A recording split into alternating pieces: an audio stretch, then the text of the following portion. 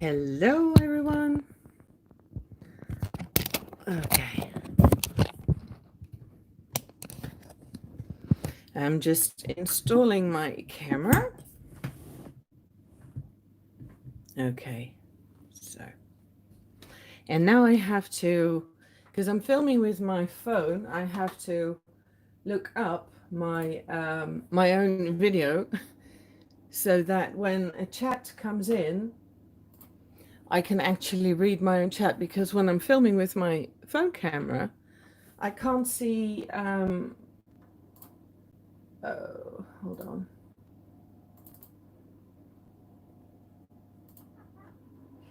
When I'm filming with my phone camera, I can't see the chat. So now I've opened the, when I'm filming with my phone camera. Oh, I have to turn off the noise. Yes.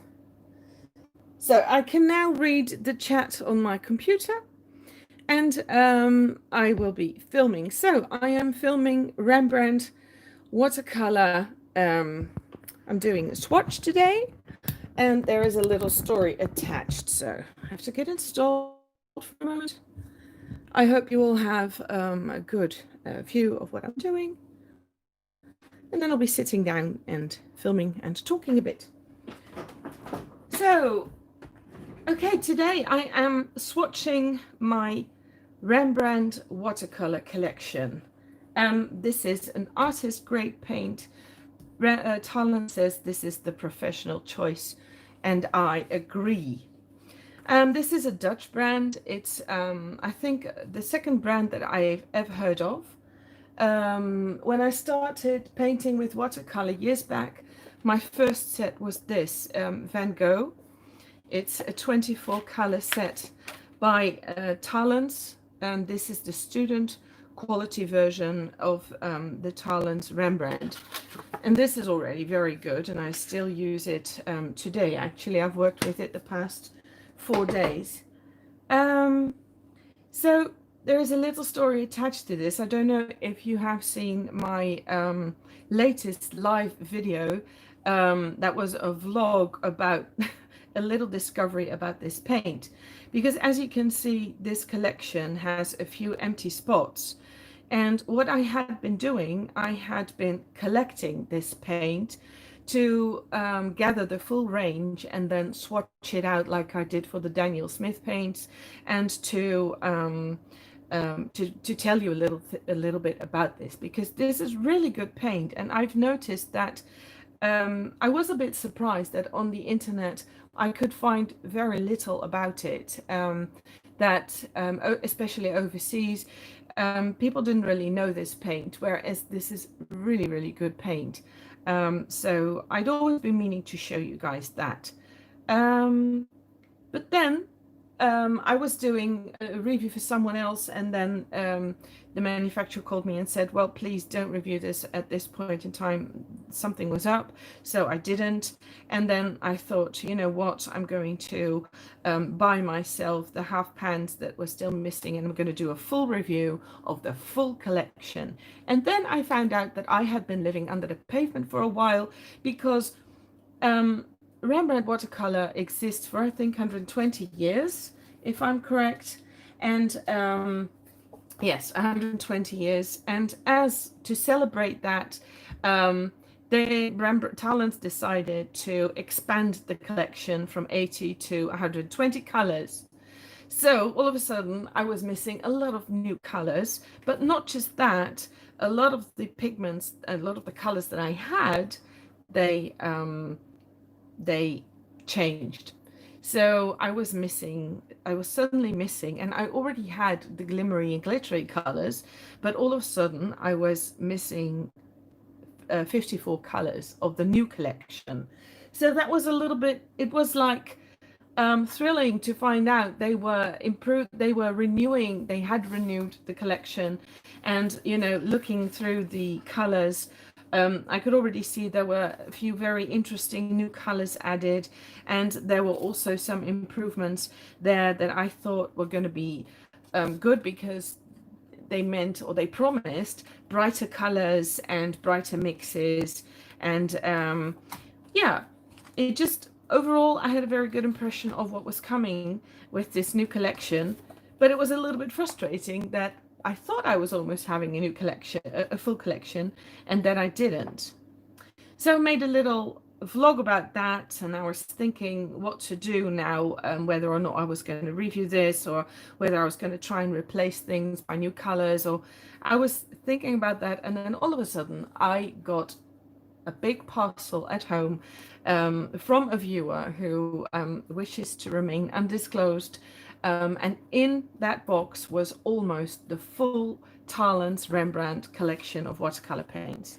The colors that I received are the ones with the black line underneath, so only a few colors are missing, and I ordered those, and a parcel man is on his way as we speak, as I speak, and I might be interrupted by the doorbell to pick up my package. So what I did when I got the paint, after bouncing and dancing and cheering and being super happy for a long time and expressing many thank yous to the one who gave me this, I made a dot card because I don't have 120 empty pans lying about. I ordered them now, and I ordered 2 wooden boxes to store them in and to make into beautiful workable sets, because I like working from pans. I buy my paint in tubes to refill the pans, but I really like opening a box and then being able to work from that box. So I don't have it right now. So what I did to make it workable for me to swatch and review is I made a dot card. Now, before you ask me, I'm going to say no. I'm not going to make dot cards for you. I'm so sorry. I wish I had the time, but I don't. This making this dot card took me over half a day. It's a lot of work. And also another problem that arises when making a dot card that I'd never realized is that it takes a long time for dots of paint to dry well enough to be able to stack them, and still some colors are a little bit sticky. So I don't know if this, maybe it's like I read on some page like the M. Grahams, they said, and Sennelier, we're not making dot cards because our paint is too sticky. I think that might apply for this as well, because right now the weather here is very cool and everything, but even under the best of circumstances, some colors remain sticky. So it wouldn't be very, I don't think it would be a good idea anyway. So, but I made these, and I'm going to be filling out these empty spots with the paint that's on its way to me. And then I'll make a full swatch, hopefully this week. I'm looking forward to that. But I want to honor my old set. I mean, this is the set that I've been collecting for a long time, and I still work with it, and I like it, and colors get replaced, and some are empty and about to be. I already have new pans for those that are almost empty, and well, this will still remain one of the paints I like working with best. So I'm going to make a color chart of this one. I'm going to swatch it, and then you can see for yourself how you like these paints, because some people, especially I've noticed from the United States, don't know this paint and feel it's quite an exotic type of paint. I know that it used to be super expensive in the US. I don't know whether the new collection changes anything in that. I hope so for you, because this really is a very good alternative, or a very good option at least. So I hope that wherever you are in the world, this is available to you if you like this. And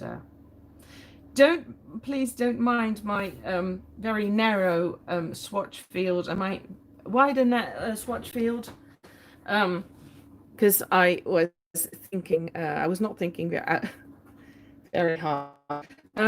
Just looking to see if you have a good view of my swatch card here. Okay. So here we go. So this is the 108 Chinese white.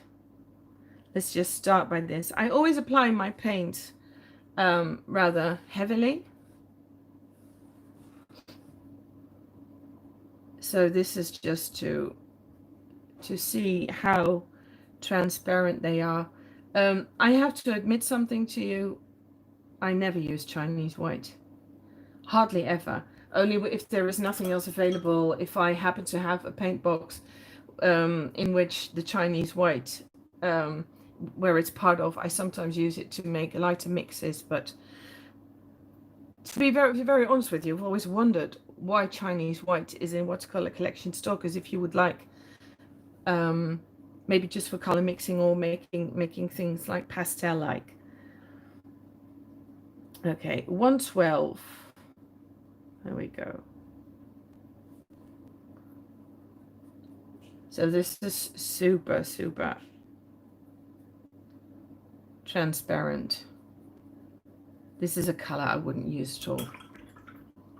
I like, whenever I use white watercolors, I like the covering white ones, the really very opaque white ones, and the bright white ones. And Semelier's got a really good one, but in the new Talens collection, in the Rembrandt collection, and also in the Van Gogh collection, they now have this covering white color. And I'm really, really super curious because that was something I was really looking out for. 207. This is, I will try and do the names because I forgot to get the color chart. Hold on, I'm going to see if I have the color chart, the old color chart, because I put that away by accident. Hold on, just a minute.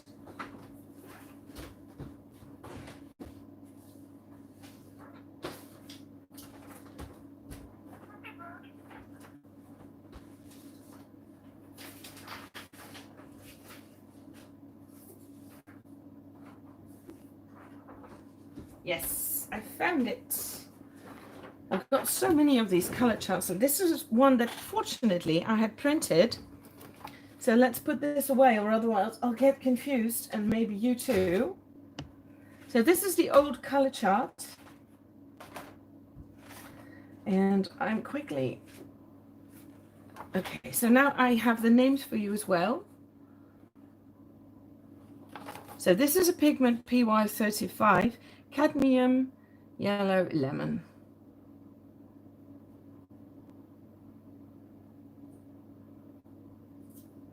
Slightly opaque.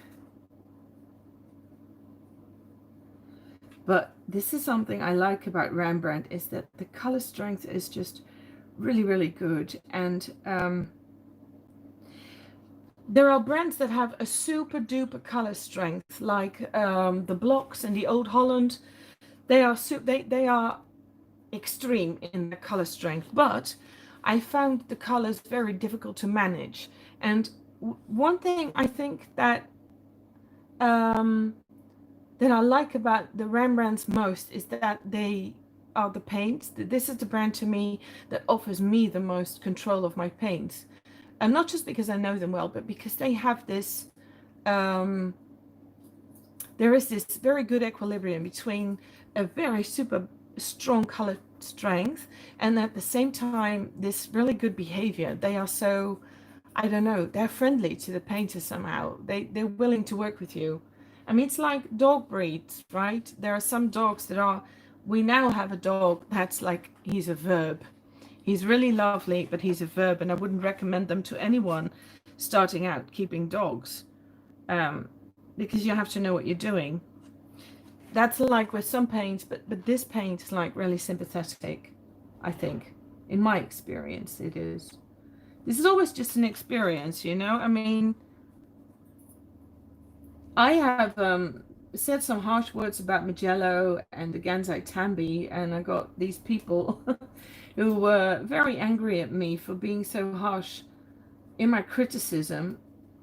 But in my experience, those paints were just, you know,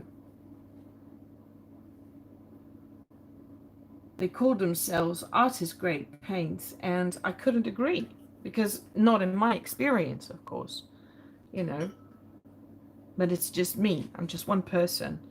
So everything that I say in my reviews, you have to take as, you know, just an opinion, just an experience. So your experience might be different. Okay, so the 207 I did here is improved. So that means that they've used the same pigment but changed the recipe so the color is cleaner in the mixes. This one, the 254, the permanent lemon yellow, that is unchanged. So that color should still be the same in the new collection. Then there is the 208 Cadmium Yellow Light. That one is out of the collection as is. So this was a PY35. And that one is no longer available.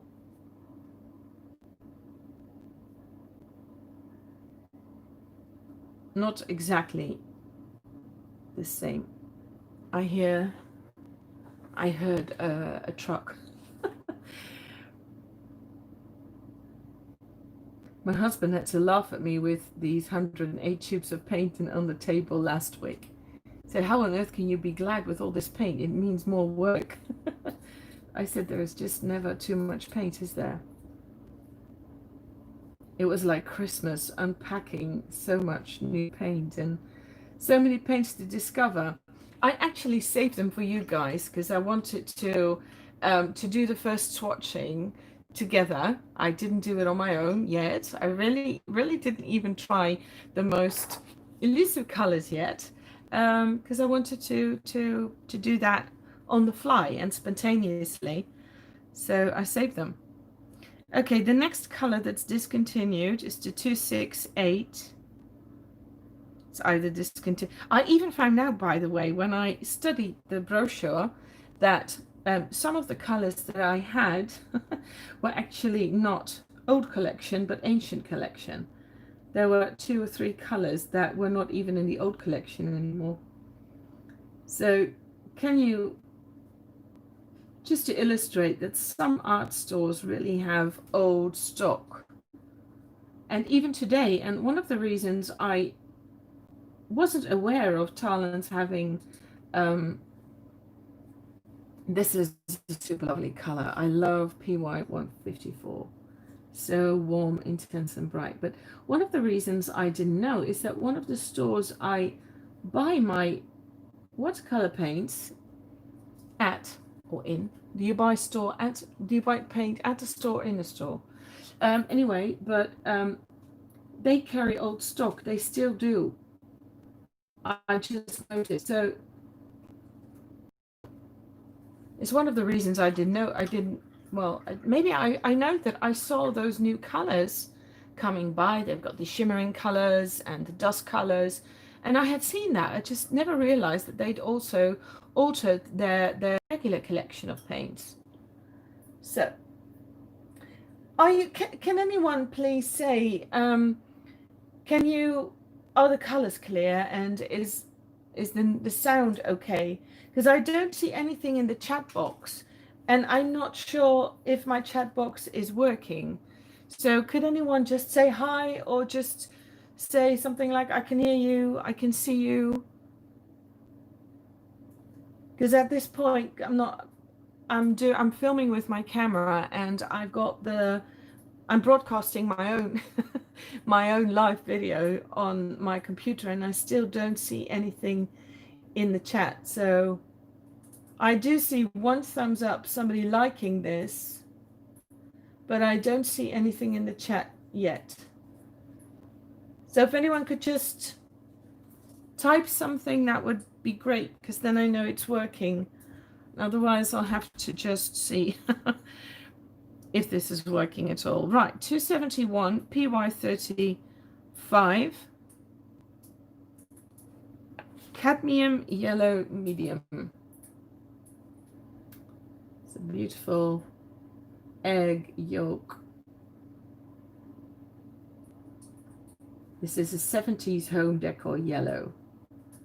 At least here in the Netherlands in the 70s, they had a lot of, and in the 80s, it was white and yellow. It's beautiful. It's just such a warm golden color. But Did you notice, I'll show you again with the next colors, but how easily the paint picks up? I know many people like Winsor & Newton paints a lot, the professional range, and I have that too. But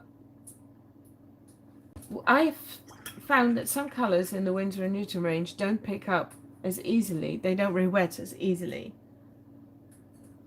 I still don't see anything in my computer. Hold on, I'm going to try and refresh the page and see if anything comes up. Okay, so color 210. There's a little stain on there, so I have to try and avoid it. So this one takes a little longer. 210, this is Cadmium Yellow Deep, consisting of 2 pigments. It's the PY35 mixed with an orange pigment. I remember the first time I said anything about the Rembrandts, someone from the United States remarked that he'd heard that the Rembrandts were all multi-pigmented, and well, some are, but not all. And in the new range, they have a lot more single pigment colors. So that's good news, you know. That does give you cleaner mixes. Okay. Let's see. Yes. Oh, hello. What's your name? Duo D or Duod? I guess it's just too early for some. I have no idea of the time in the States or anywhere in the world. You know, when I try to think about when I will record a live video, then, you know, I sort of get lost in all the calculations and the different clocks in the world. So at some point in time, I decided to not do that. It's like posting on Facebook and Instagram, and there's all these ideal times to post. Okay, so moving on to 270, which is Azo Yellow Deep. I am very big fan of Azo colors because what they have in common is that they are very vibrant and bright. It's like what the quinacridones also have, you know, that super vibrance, and they just light up your piece when you use them. And of course they're super transparent, so I really like them.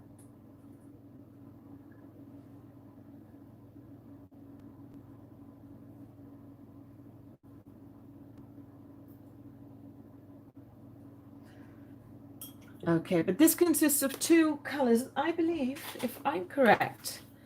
The Azo Yellow was taken out, the 270, and now there is an Azo Yellow Middle consisting of only 1 pigment, PY83, and I don't know if there is an Azo Yellow. Yeah, there is an Azo Yellow Dark, PY110.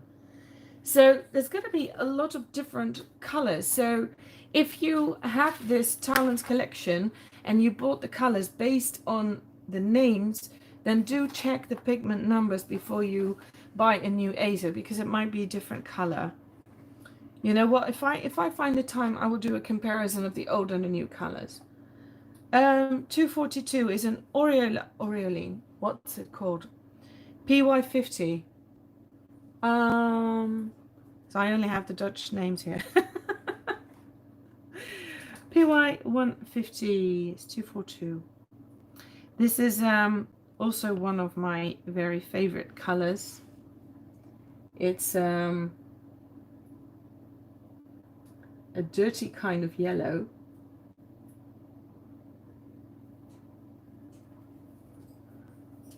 But it also is very vibrant in your work, and I love it. In some collections, they are at the end with the greens, and they're not between the yellows. even though it's a yellow pigment. Let's see if they did that here too, because I remember there was a light green inserted. Azomethane green yellowish, PY 129. Now this is PY 40, but you can see that there is a yellow pigment now inserted in the row of greens. So I do run into this. This color is or one very similar both in the Horadam and in Daniel Smith. It's ranged with the yellow. This is my order, right? This is not the order that the manufacturer put the paint in. 242, 244. Indian yellow. This is a color that I'm just so curious about the original, which is said to be derived from cowpea and only cows that ate mango leaves. And the pigment stank. The people even had wallpaper made with this pigment, and on humid and warm days, the house would stink like cowpea. It just makes me curious. It makes me want to have a little bit of that original pigment. Duod. Okay, hello Duod. Hello Askia Luna, welcome. I've decided to do another live video again. It's been a little while and I've got lots of really great news. I don't know if you heard that I have got almost a full range of the new Rembrandt watercolors. So I'm swatching the old watercolors now, you know, as a sort of an homage to my old collection. Right, 238. Gamboge. Now this color is also in any of my collections.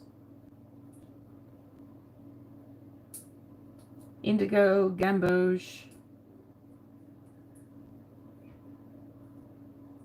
I love warm and deep colors, and this is one that I've replaced a few times already in the Rembrandt set, because look how vibrant it is when you dilute it. Look at the range, like from the light yellow to the very, very deep brownish yellow. It's like wonderful. When you use it in glazes, you can make such deep colors with this. This may be my favorite color in the collection thus far,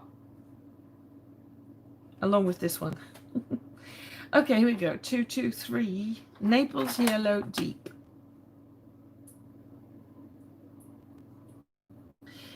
These are colors that I used a lot for skin tones, and I sometimes use them, but I'm very, very careful because they contain a white pigment, and just like the Chinese white. And the thing is that when you use a white pigment in a color, they become very much harder to paint over, to layer on, because the white pigment sometimes picks up or turns muddy. So what I prefer to do is use this only as a final layer, or I mix my own skin tones with earth tones and some reds. Okay, 224 is the Naples Yellow Reddish. Again, this is multi-pigment. It always is.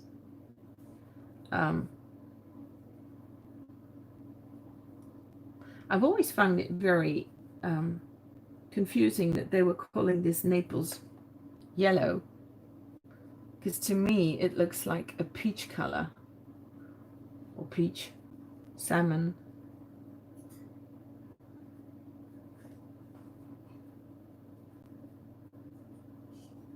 Okay, so now we move on to 211, Cadmium Orange.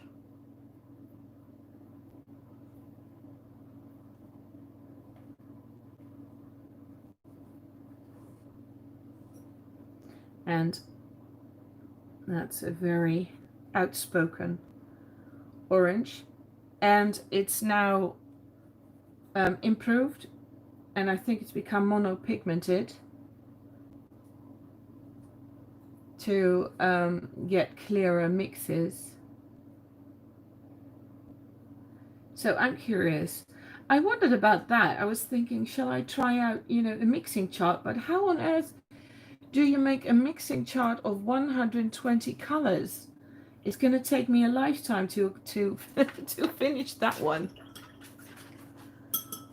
You like PBR, Naples Yellow Dark, Titanium Orange because it's a nice warm yellow, which goes a bit in the earth color direction.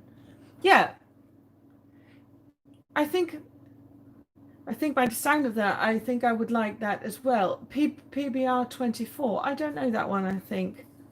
Or not by heart anyway, but I think these colors are a little bit unnatural. So that's why I would always want to apply another layer on top of that to make the skin look a little bit realistic.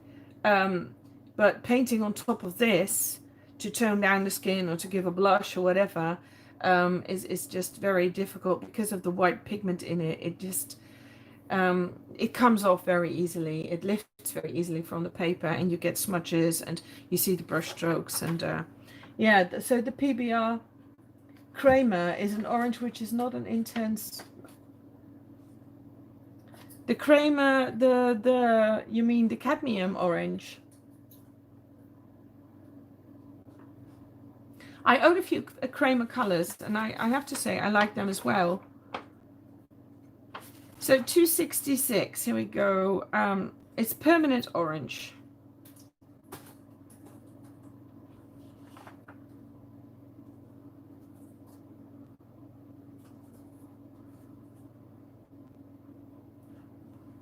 So I'm picking up just a little bit more paint.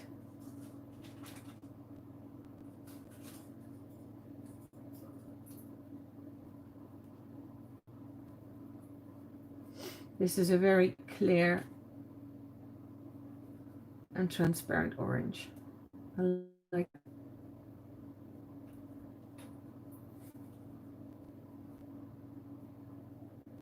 As you can see, you can go so very intense with this paint. I really like that. Oh, the PBR 20, the titanium orange. Yes, it is, isn't it?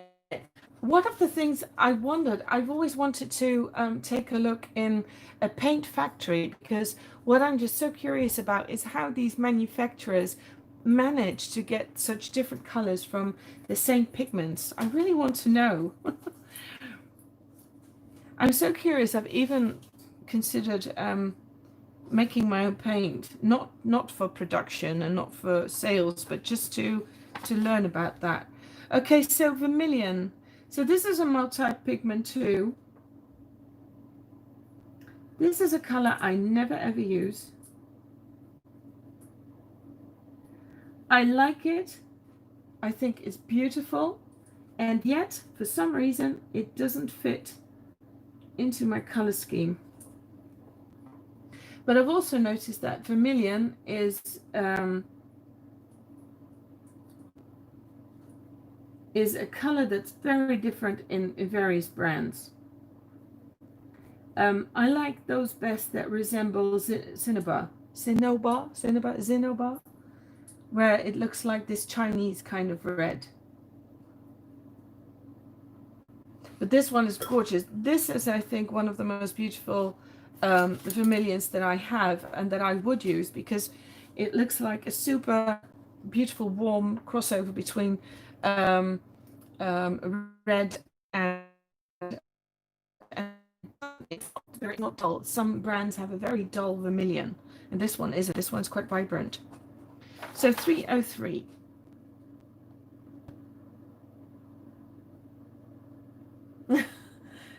Yeah, mixing charts. You know what it is? Every time I do a mixing chart with a lot of colors, I always fuck up somewhere. You know, I start mixing up the wrong colors and then or put it in the wrong place, and then I have to start over again because I want to have a perfect mixing chart. It's horrible. So I'm a little bit afraid to give it a go for 120 colors because I would literally need a whole lifetime to finish that one. Cadmium Red Light.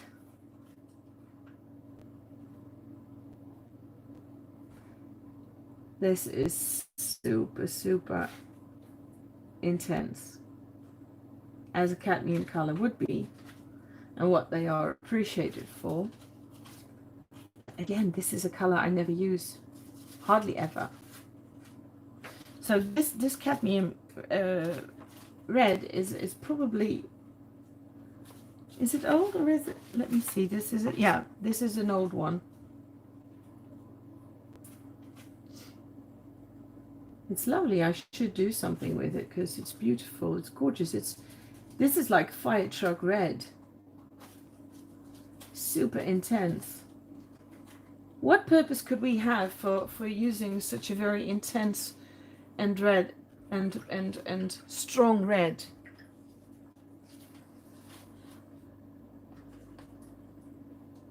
Yeah.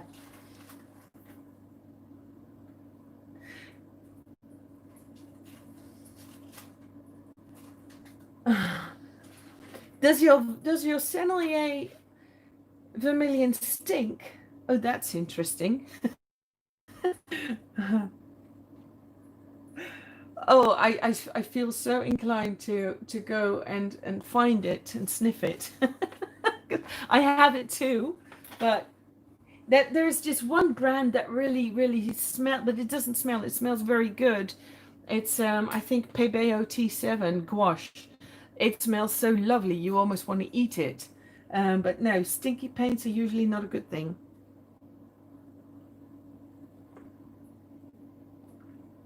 Really? Do you think your Sennelier colors smell? Oh my God. I haven't noticed before, but I recently created a full box with all the Sennelier colors in full pans. So then they're out in the open when I re-wet them. I'm going to write it down. I'm going to take a note because I'm going to sniff this paint. I won't do it now or else this video is going to take days, but I'm going to write it down.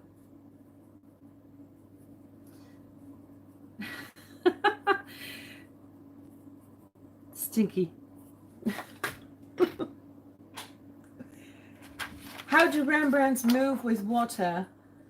I find white nights stay put, and I've not been able to replace many of the colors yet. They are wonderful. They are simply wonderful. That's I don't know if you were here in the beginning of the video, but the Rembrandt colors are super well behaved. They are I read someone saying that it was a super good brand, but just very average in that it didn't stand out in many ways. And I don't know if they tried the old set or the new collection. I don't know because I didn't read. I don't memorize all those things. I try to review from my own experience. But at first, when I read that, I felt a little bit. I disagreed a bit because I was like, oh no, but it's very good paint, blah blah blah. And then I thought, no. This person didn't say it wasn't good paint. He said it didn't stand out in any direction. But that's what I would like to say is that this is just, how can I say this? It's like a good boy in school. It's like a good boy who gets straight A's all the time and also behaves very well. It's the paint that allows control most, I think, for as a watercolor artist, that there are these paints that are just out of there. They are wacko. I mean, like the old Holland paints and the blocks paints, they are so fully pigmented. I don't, that to me that's too much, and also their behavior in water is different. Sometimes they are just like fireworks shooting straight over the paper. It's like, whoa, I can't control you. And that with the Rembrandt, despite the fact that they have really super intense colors and they re-wet perfectly, but and they do have super good flow. It's not like the Magellas that I tested that didn't seem to flow at all. I mean, I had to just brush the color over. But here with the Rembrandt, I think they have the perfect mix of of those characteristics of the intense colors, and they are just really, really easy to work with for watercolor painters. And in comparison with the White Nights that I also have, this paint is much, much finer, and the colors are much brighter. And you do have to look at the light fastness, of course, because, you know, especially monopigmented paints, but they are a step above, a big step above, I think, the White Nights. The White Nights, I would say, are very good student grade watercolor paints that have a super heavy pigment load, but they are not necessarily best behaved paints. Some of those paints are either very weak in their coloring power, some are way strong, some flow super wonderfully, and others, they just sink down into your paper straight away. Now with the Rembrandt watercolors, they have, even though each pigment still has its own character, the quality as a whole of the brand, the way I know it, and this is speaking about the old collection that I know. I'm going to be reviewing the new collection this week, I hope. But I find this paint super well behaved and very reliable. You know what you're going to get when you use this paint, because it's so, there is a sort of evenness in quality, not evenness. It's not a boring paint, but it's like, you just know what you're going to get. It's a lovely, lovely paint to work with. Absolutely. Yaya Pie Genuine. It smells of chocolate and coffee. No! Now you make me want Yaya Pie Genuine. I suppose it's brown color then too? Finer and better than the White Nights, which caught my attention. Yes, absolutely. This is White Night paints are very good. Don't get me wrong, especially for you know, if you have a low budget, they are very good. But I believe, in my experience, I find they are too irregular and too how shall I say this, expressive in character, to be, for me, they are not artist grade. Also because many of the colors, they dull down very much. And I have worked with, in my courses, I worked with Van Gogh and the White Nights, and the White Nights especially for people who wanted super intense colors. But I've noticed that many of the people liked the Van Gogh better because they were better behaved. They're a bit calmer paints. Can I say it like that? I mean, I'm rambling away, but do you guys sort of understand what I mean when I say that? I mean, the White Nights are like wild horses, right? You have to tame them. You have to, and it also depends on how you work with the paints. If you work in single layers, or if you just use watercolor paints to color ink drawings, for instance, you're going to use them differently, and you're going to find different aspects of that paint more important than others. But if you are a painter, you're gonna be after qualities like being able to layer over them, for which these are really good, because I've been very, very happy about the layering qualities of the Senneliers. I got the full set of a viewer of Jim a couple of years ago.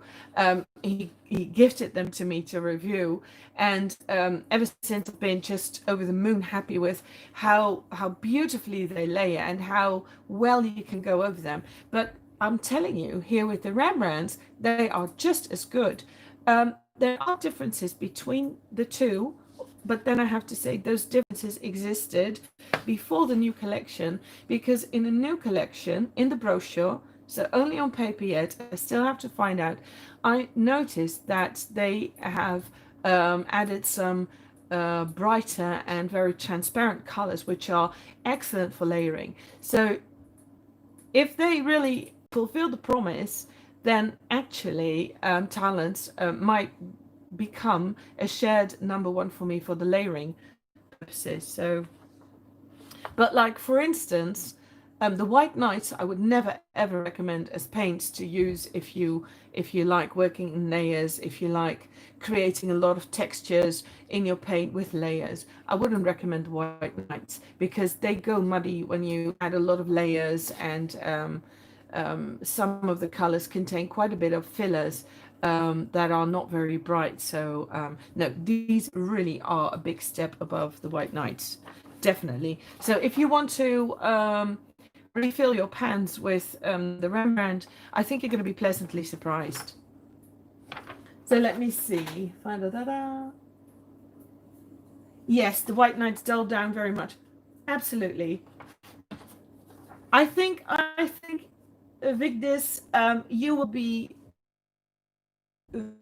very happy with the Rembrandts. If you hate, because the Rembrandt paints, but even look, I want to show you something. I mean, if you've been painting a while now, then by all means change towards a Rembrandt set. But I want to show you, this is the color chart of the Van Gogh paints, and I painted this color chart over 20 years ago, because that's how old this box of paints is. So these colors, this paper, and this was very cheap watercolor paper. This was, what I could afford at the time. So this date I wrote down just yesterday to write down how old it is. But this is way old, and the colors are still much brighter and way less dull than an White Knight's color charts that I made a couple of years back. So just imagine what this would have done on really good paper, and then 20 years later all the colors are just really light, fast, and beautiful and bright. So the White Knights are great for study purposes, for journaling. In my classes I always used it because it was cheap and it offered a lot of colors, so for me it was affordable to give it to my students, which a Rembrandt wouldn't have been. But if you're working for yourself and if you want to get better at painting, then I really recommend a step up from the White Knights. Absolutely. Okay, Quinacridone Orange. Oh yes, Quinacridone Rust and Quinacridone Orange. Is that by Daniel Smith? Because they have really great quinacridones, and I've noticed that Rembrandt has also added a few of those bright colors, so I'm really curious about those. But I like Quinacridone Rust. It's beautiful. It's very warm.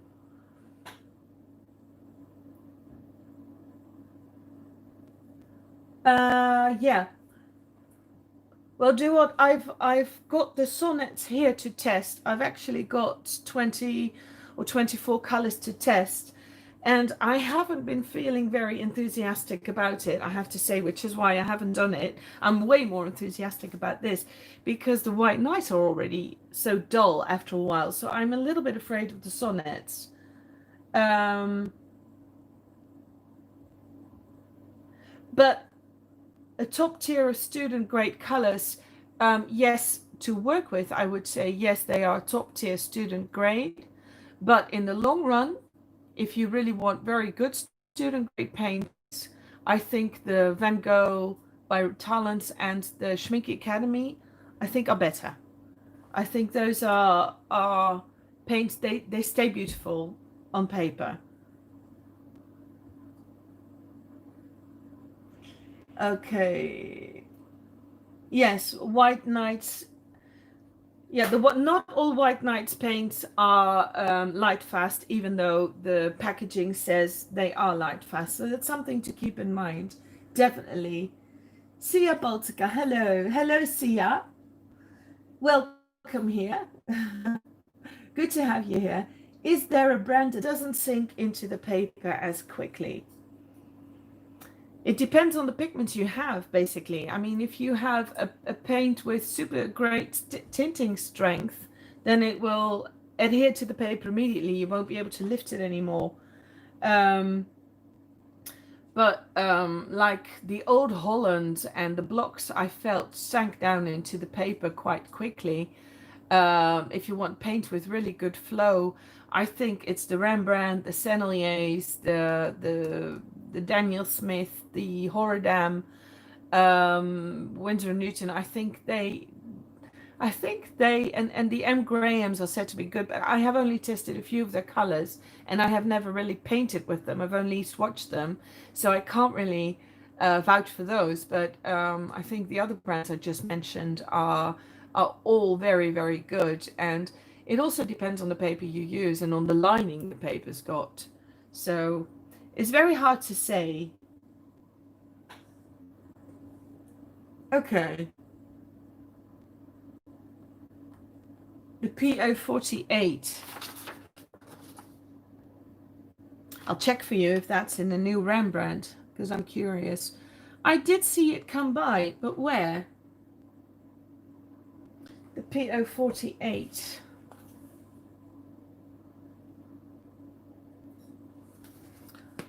I recently looked it up because it was in one of the brochures that yeah, here, Quinacridone Orange. It is now, I have it. I got it in the set that I was gifted. It's P048 Quinacridone Orange. So it's like a rust color. I'm really curious because I can show you that in the new collection. So, yay! Okay. Yes, when it comes down, carried away to light fastness, I mean, I don't want to discredit any paint manufacturer, but the moment you really get into artist grade paints, I recommend that not only you look at the light fastness indications that the manufacturer supplies, but I recommend you also check out sites like handprint.com and what is it, artcreation.com, I believe, that has all the pigment numbers listed, and read what it says, because some of those remarks about pigments really give you a good insight into the circumstances under which a pigment is light fast and not which brand's good job and a lesser job.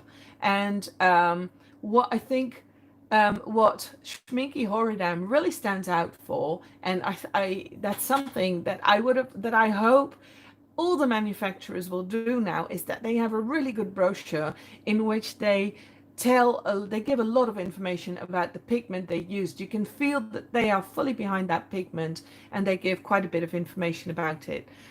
Still, also always double check, because there are some. I think the handprint guy, he got into dispute with some paint manufacturers about the light fastness of certain colors. So yeah. Okay, I'm gonna paint in the swatch because I'll read a little bit more later. Permanent light red, 370. I also have to be careful not to get mixed up. This looks like a naphthol. It isn't, but it looks so. Sexy lipstick red. It's like a ZZ Top video clip lipstick red. Why is ZZ? Where did I get this from?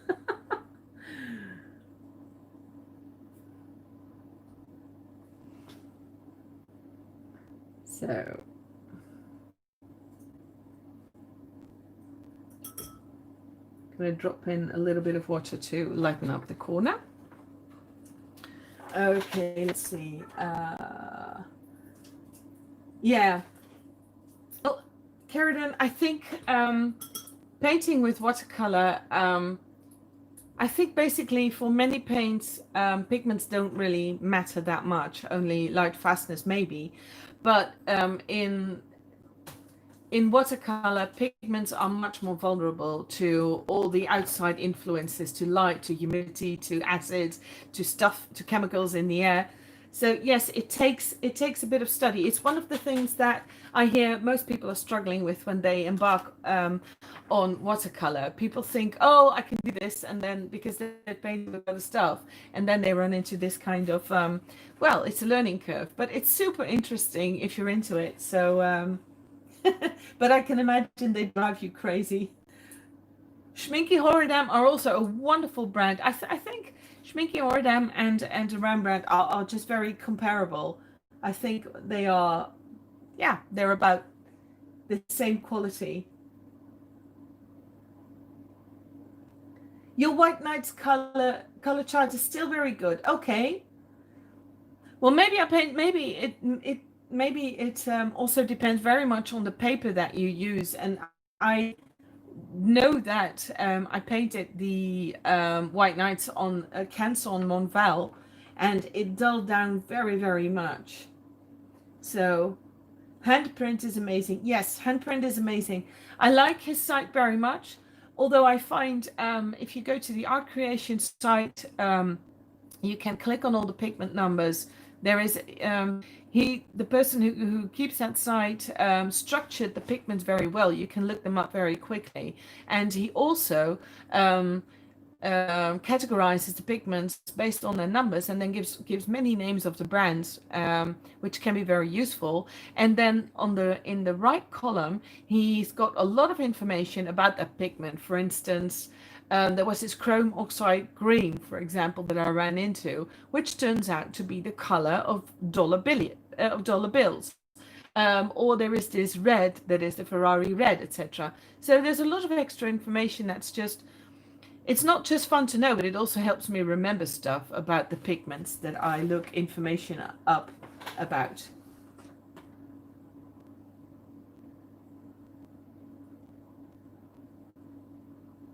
Oh, PY3. I have a couple of those colors too, especially in a Winsor & Newton collection that I purchased from someone secondhand a couple of years ago. Someone who stopped painting, and I have so many old pigments now that are no longer being used in paints at all. But many of those are not light fast at all. They are interesting to see, and there are actually some real pigments in there that, you know, that have run out. But it's very obvious when you look at those pigments why so many new and synthetic pigments make their entrance in the painter's world. Light fastness is kind of important, right, when you're doing commissions, etc. Okay. So what I also like is the build-up of color. I like the number of colors that Talens have. Let's see. Yes, Caradon, the White Knights are indeed a little bit like gouache when you have to dilute them very much to get the watercolor effect. Yes. Okay. Okay, I'm curious how your watercolor chart will behave, Askia. I hope that, you know, I hope it's that your paint works for you on paper, because it's very important what paper you use. I used a lot of cheap paper in the beginning, and many of those paintings are now dulled or faded, and I've noticed that the moment I stepped up on better paper, and it doesn't necessarily have to be more expensive, but, you know, better in quality, it really helps. Right, 377. PR255, permanent red medium. The reason I put down my paint so thick is because that's in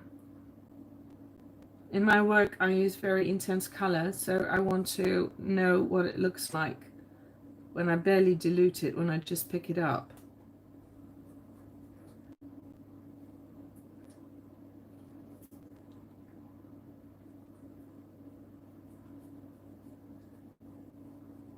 This is a very, very vibrant red. It's beautiful. Look at that.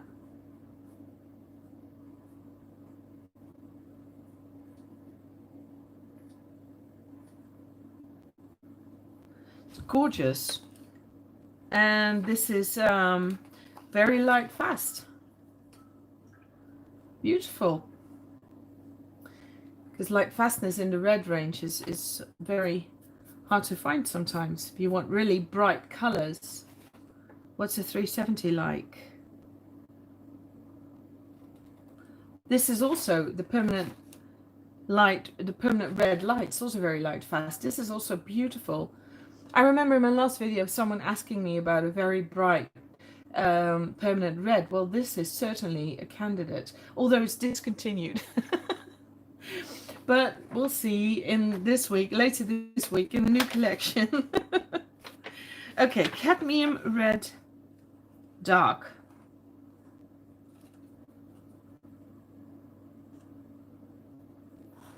Here we go, 306. Oh, that's dark indeed. This is nail polish red. Wow. Super intense. The thing is that, you know, when you have brands like Old Holland and Blocks, they are very intense too, but they are just, you know, a little bit out of there. This is super intense and yet still feels like watercolor. It's, you know, it's, this is just a really beautiful and intense watercolor.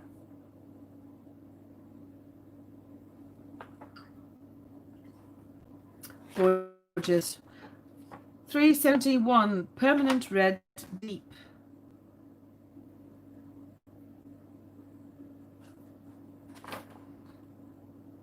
And these are all light fast, because that's what I noticed from the new range of the Rembrandts, is that there are a lot of colors. Most colors are maximum light fastness, and to me that's important, because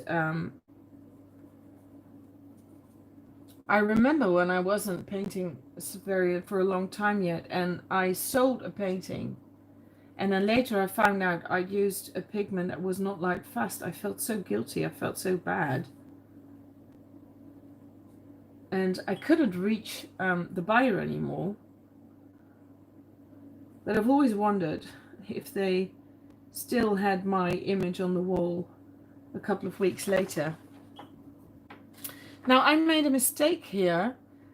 This line would indicate the color is no longer discontinued, but it's not. This color is actually still there, so that's why I tried to remove that line. The 321, this is a new color.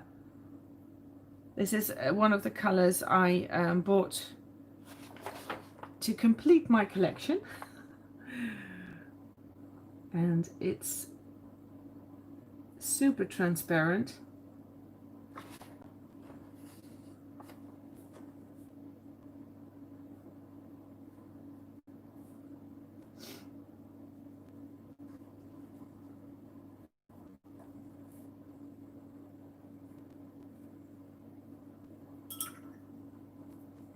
So this is a beautiful light pink when you dilute it, and a very beautiful red, pinkish red when use it intensely.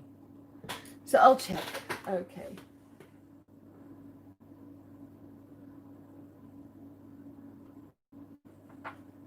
Oh, you're disappointed with the moon spinners. You're disappointed with the Schminky Blues.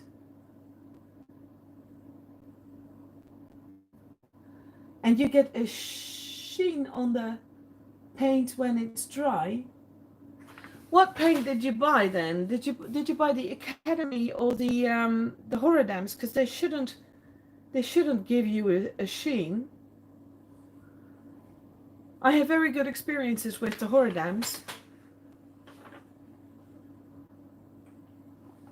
but a sheen when glazing, that's not okay. And what a shame that they've, and it is a set of 36 colors.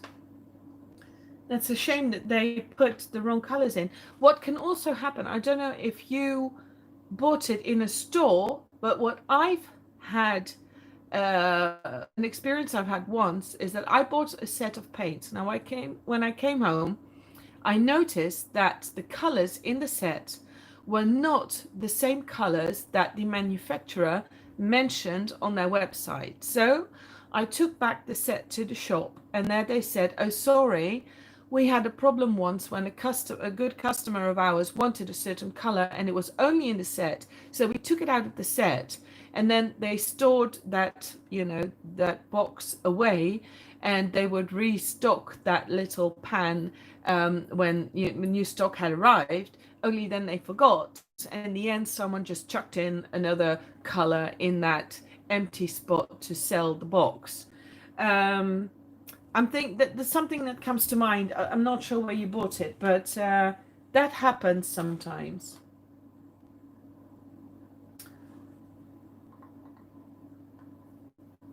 Okay, the Canson non-val. Yeah, the Canson non-val. They do tend to dull down a little bit. I use them. I've been using them for my journals for, I think, 15 years now. I think about 12, 15 years. And they do dull down a little bit. They do yellow a bit, but you know, it's very affordable. It's really great to work on. So I use it for my sketchbooks and journals all the time.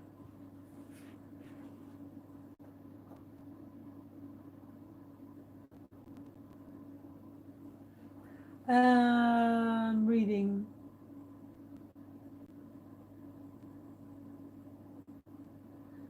The granulation. Askia Luna, which colors are you talking about? You say are unfortunately much the same because the granulation is missing and it doesn't need as many colors, which is similar to acrylic. Oh, you're talking about the oil colors then? Or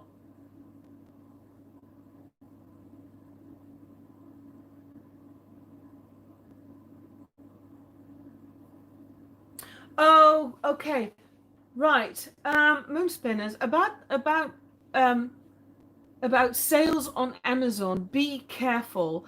I hope that you really got a hologram set, because I've already heard, and I've not had that same experience myself, but I've heard that people who buy stuff on Amazon on sale, usually from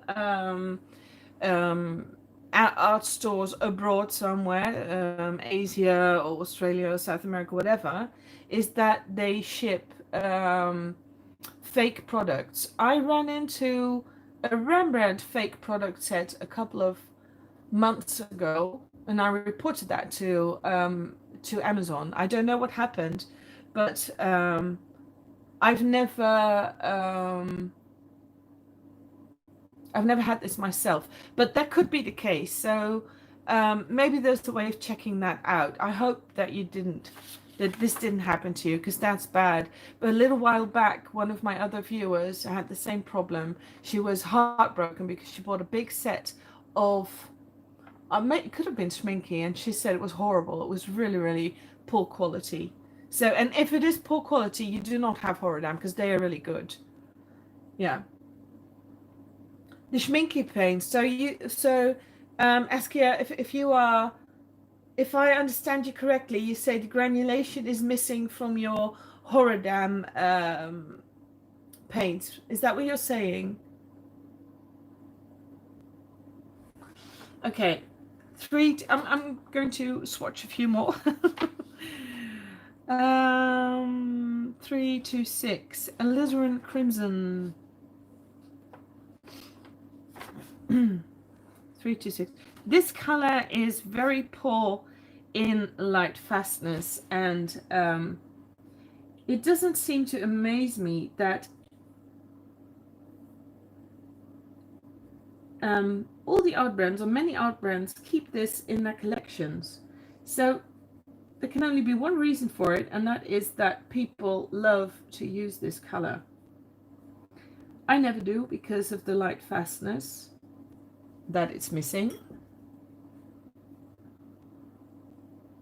But I've seen some people super enthusiastic about this color because it's so beautiful. It is really beautiful. It is a beautiful, I think it's beautiful for painting flowers and such. Let's see, 336, where art thou? Okay, we're moving to Permanent Mada Lake.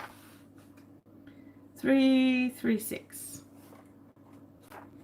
So this is a mix of PV19 and PR264, light fast, and maybe a good alternative to the Alizarin Crimson.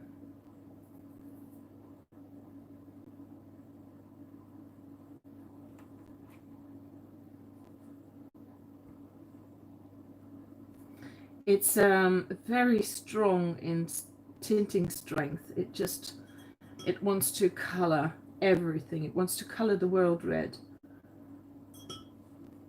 It's gorgeous.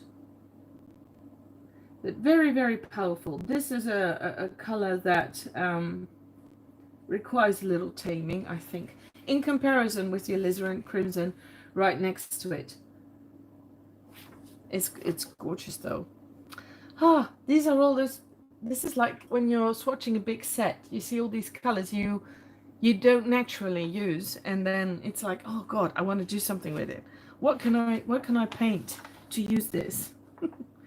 318 Carmine. My husband thinks I'm a total lunatic for being so obsessed with all these colors. He says, "Do you need them?" No, I don't need them at all. But I want them. I love them. I mean, he doesn't need so many brands of whiskey, does he? I mean, you could buy the same brand of whiskey not every week, not every month, but he wants to try different ones. I just like the massage of the eyes with all these colors, and I like these full ranges of color. I always did when I was a child, you know, and when I was growing up, and I was getting my first eyeshadows, and I went to the store, and then I had to choose one color. How could I choose one color from all those beautiful colors? I needed them all because they looked so fantastic all together. Well, that hasn't changed. So can you imagine the joy I felt at unpacking this super big box full of these paints? Oh my God, someone made me super, super happy. Last time I got the full set by Sennelier from Jim, I filmed it and I was mega enthusiastic. Only I hadn't realized that by filming this gift, people could jump onto his back. And I don't know if that has happened, but I only realized later that disclosing his name and thanking him publicly was well intended, but not very, I wouldn't do that again. Because I saw people congratulating me and sort of like sending beggy eyes over to his side, and that made me feel really bad.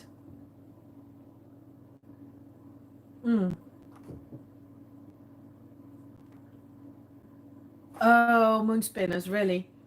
I sorry to say this, but I really think you have been conned. It cannot be Schminky Horridam if it's horrible quality. You have to send it back and demand your money back and say that you were conned, because this is, you know, Horridam is lovely anytime. Basically, Horridam is just like this paint is just fantastic. And if you're used to Jackson's paints, then you've got to like the Schminky Horridams even better, because they are better.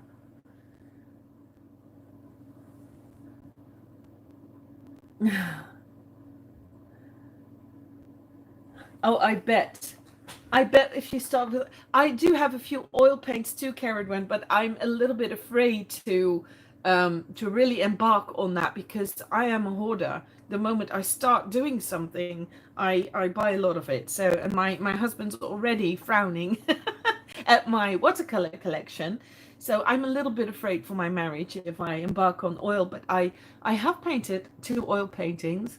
And I really loved how you can just walk away from your painting, because with watercolor, if the doorbell rings, I can't get up because I have to finish a little area, or otherwise I'll be having these lines in there, and I hate that.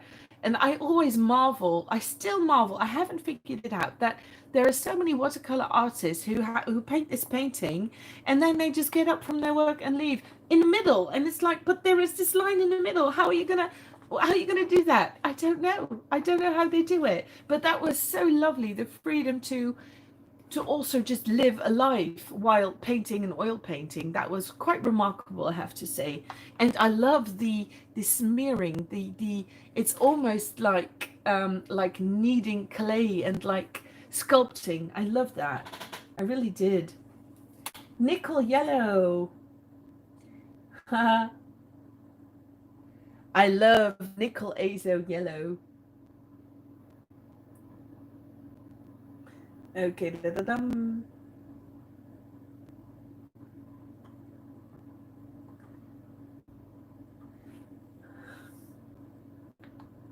Let's see, I have to move. Where are you? I have to read back a little bit because I'm the Roman Schmal. Yes, I have the Roman Schmal. I did a review on them. Caroline, check out my Roman Schmals. They are wonderful, by the way. If you talk about very good student quality or even artist quality, I have to paint a little bit more and a little bit longer to be able to qualify them as such, but they are super good, super good. Okay, Ascialuna, you started with them because I was nothing in the city. Schminky paints.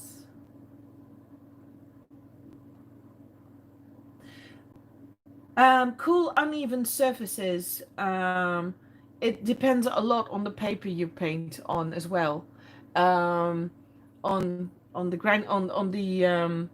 the surface of the paper, whether it's smooth or whether it's very textured, and it depends. Well, you can paint with salt water. You can throw in stuff, and it's just also a matter of pigments. There are just these granulating pigments that can do that for you.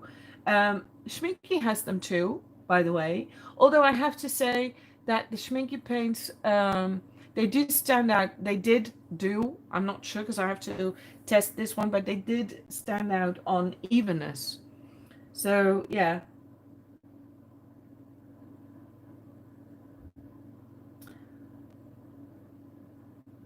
Yes. The Roman Schmals are wonderful paints as well. Absolutely.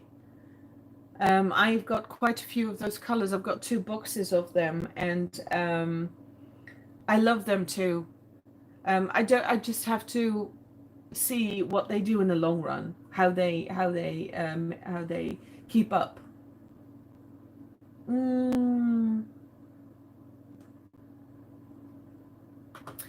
Daler Rowney colors.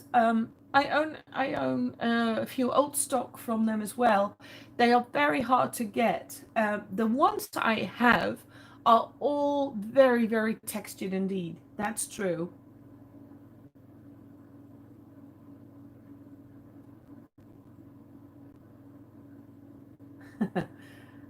No, you can't breathe while painting watercolor. Well, yeah. Yeah, I think it's why I develop my own style. I sort of demand the freedom to live. Okay, nickel yellow, yeah. Let's see.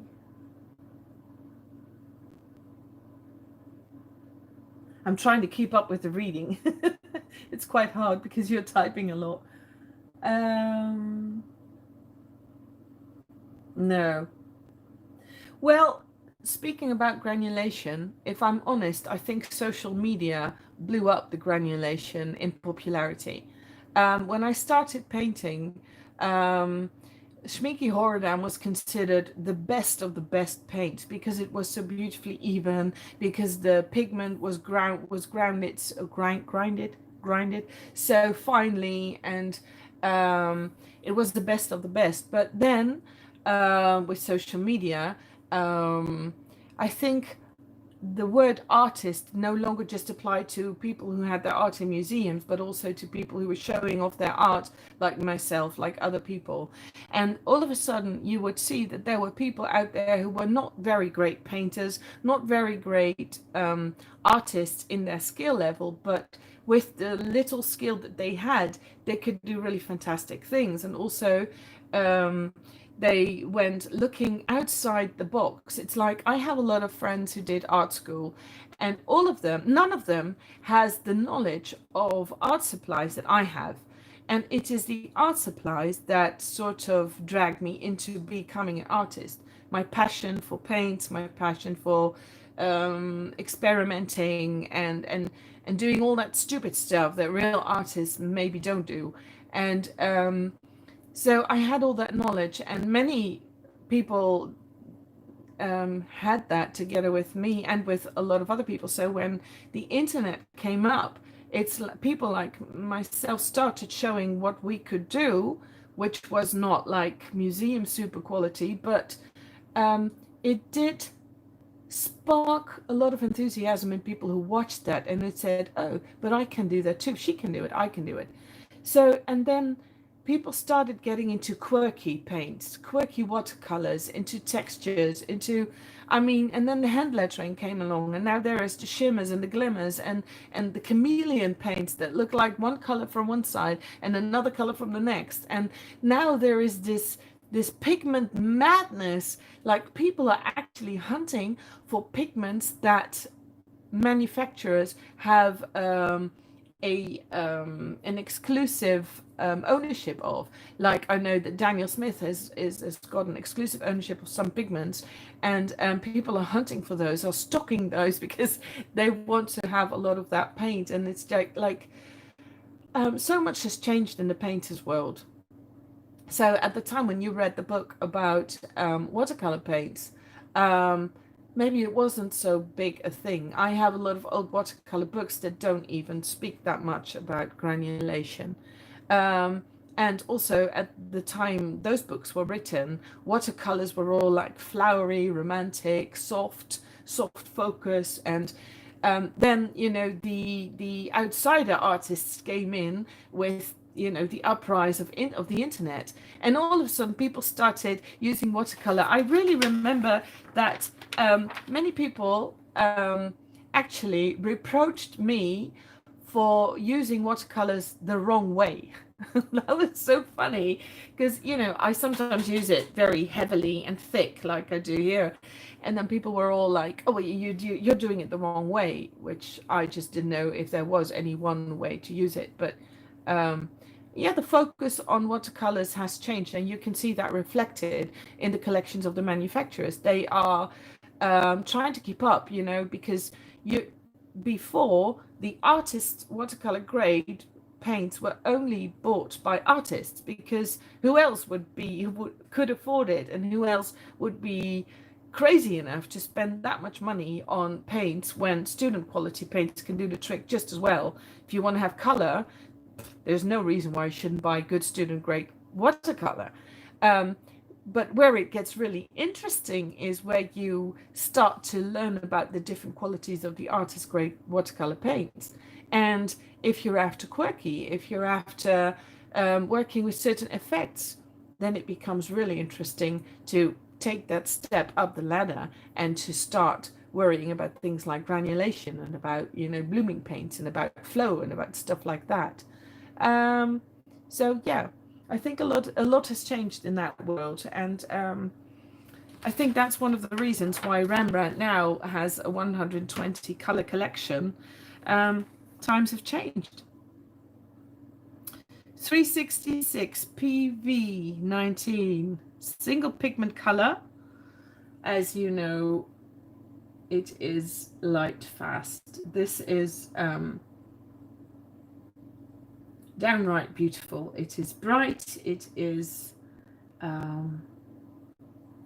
lovely. This is one of the most beautiful PV19 single pigment colors that I have in my entire collection.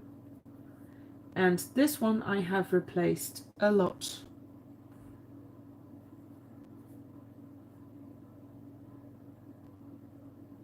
So, and as you can see, it is still in the collection. Hooray! No, this is not a color they should throw out. Okay, gonna do the 567. 567 Permanent Red Violet. Also PV19. This is a color I painted my wall, my bedroom wall with once. And it took 8 layers before it looked even, because you would keep seeing brush strokes. It was horrible. And then when it was on, it was horrible in the sense that when mosquitoes sit on this color, you don't see them. So I covered this wall very, very quickly again, regretting very much I had ever painted my wall that color, even though it was gorgeous. But you know, there are more practical things to think about. Permanent Meadow Lake Purple. 352. I don't know if that's really the name, because I don't have the English names here, but if it's not, and you know that, then you have the number there, so then you know what name it is. Okay, here we go. This is also a very, very warm color. Beautiful. Okay.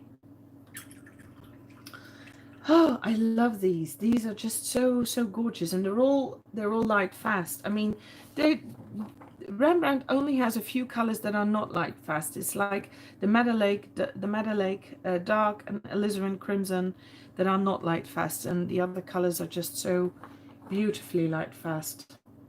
They will hold wonderfully. Okay, I'll read a little bit more.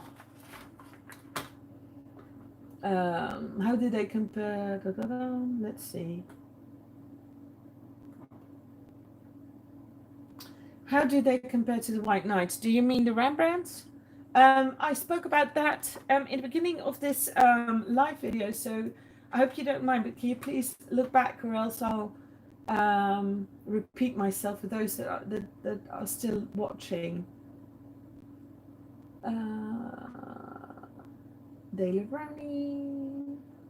Alizarin was also lovely. It's just I just don't know what's happening to them, because I see them disappearing from art stores all over the place, unfortunately.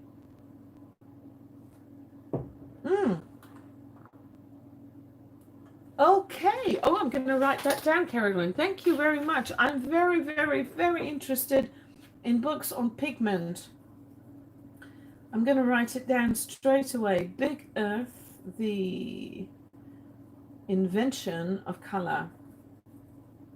Oh, I love that. There is this beautiful book by Kasia something, The Secret Life of Colors.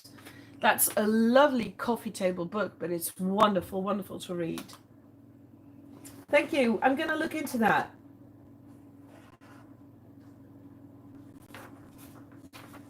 Okay, yeah. Well, I think Daniel Smith is the granulation king. Definitely. It's like they are...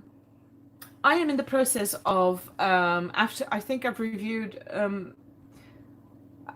so many paints by now, and I'm at this point where I'm accumulating too many paints. So I am about to choose a big set to work with, and I think the Daniel Smith will be in there, the Primitex and the granulating colors that I use a lot. There is a parcel guy at the door. Do you hear my dog barking? I'm going to see if anyone's opens the door for me. Hold on.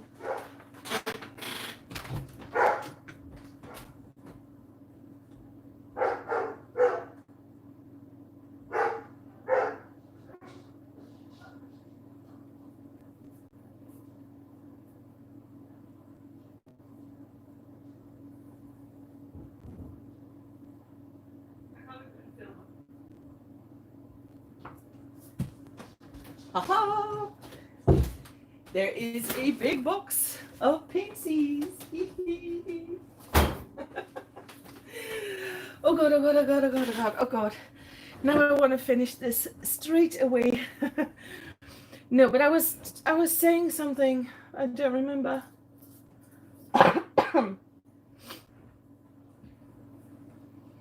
Can anyone remind me what I was speaking about? Because I don't remember.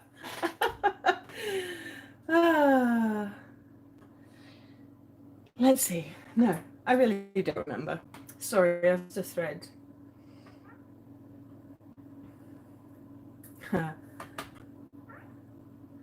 Okay, bye. Aski Luna, I think you're already gone. Oh, Schmal compared to White Knights. I like the Roman Schmal Aquarius paint better than the White Knights.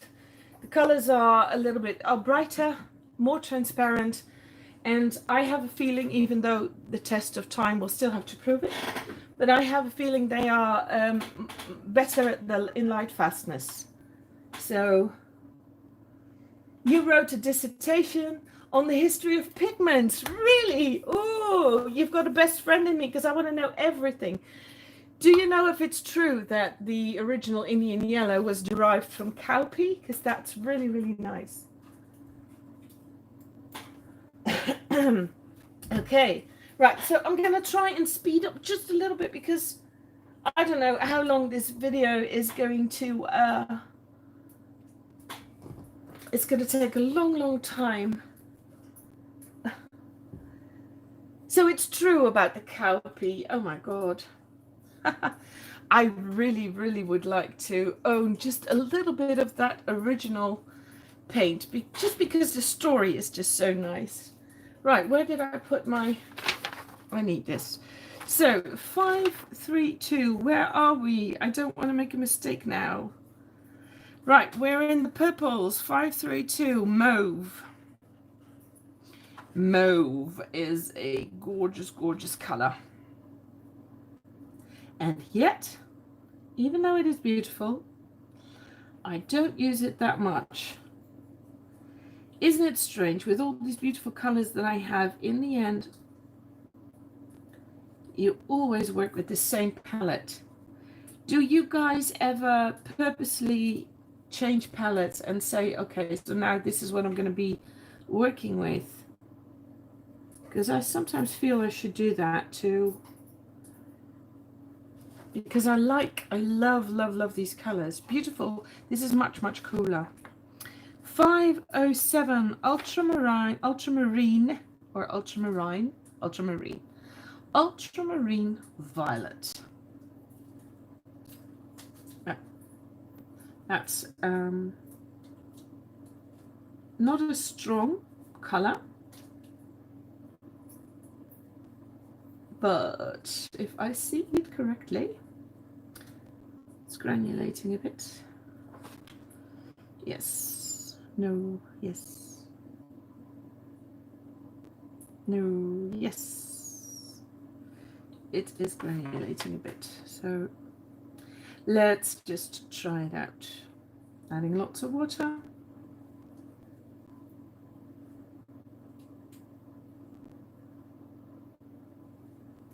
So this is just lovely. Beautiful, cool color. Now 503 French Ultramarine. 503. And this pigment has been improved.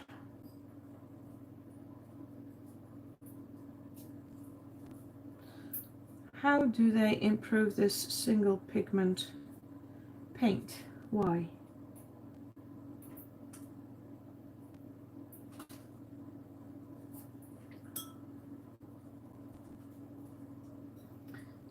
I read in their brochure that sometimes they get the same pigment from a new source, and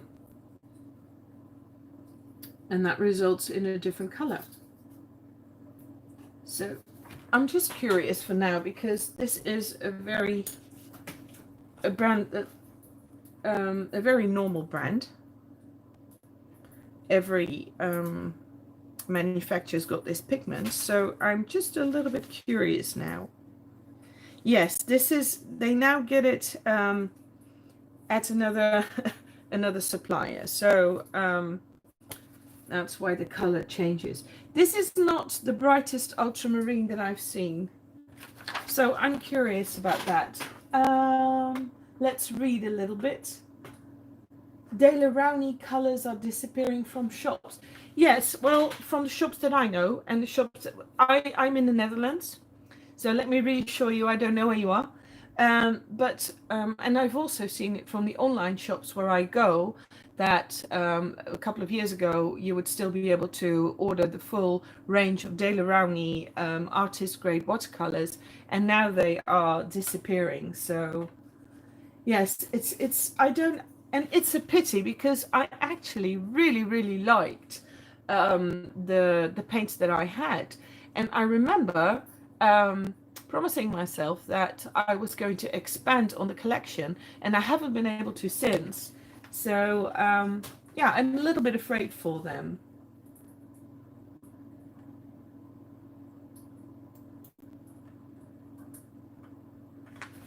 Okay. Caradwan, do you think that I have Daler-Rowney student grade watercolor paints? Are they called Aquafine? I don't remember by heart, but they were actually really good. So okay, let's move on. 506 Ultramarine Dark. 506. This is this is the ultramarine as I know it. This one's granulating beautifully. Can you see that? Oops. I accidentally touched the other box. I hate it when that happens.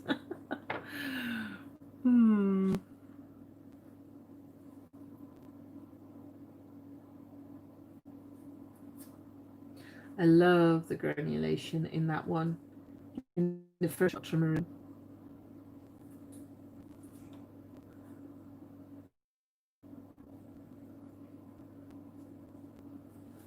It's kind of funny that I think the YouTube video that I did on granulation generated the most emails afterwards from people wanting to know everything about granulation. It's so funny. So, I mean, it shows how popular granulation has become. Right, 512 Cobalt Blue Ultramarine. So basically this is just an ultramarine with white, and they have improved the recipe. So let me see if they have removed the white. I'll check, because that would be something I would never buy as a color, one that's simply mixed with white, because I can do that myself. Let's see what they did to it. 512. I'm curious. 512. 512. No. I made a mistake here. No, I did not make a mistake here. I already see. The 512 that I have was made with PB29 and PW4. And the new color is made with PB29, PB15, and PW4. So there is a little bit of a phthalo blue in it now. And PW6 is in it now. Okay. Oh, I really wonder what that looks like then. No, can't imagine it. 511 Cobalt Blue.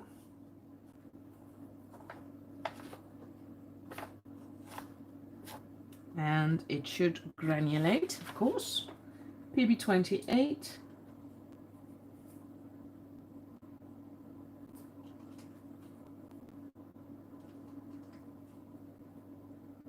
And I do know that Talens Rembrandt issued a set of granulating paints now. So those who are into it, can buy the full set of it. Okay, so just a little water. Right, 5, 4, 3, Cerulean Blue.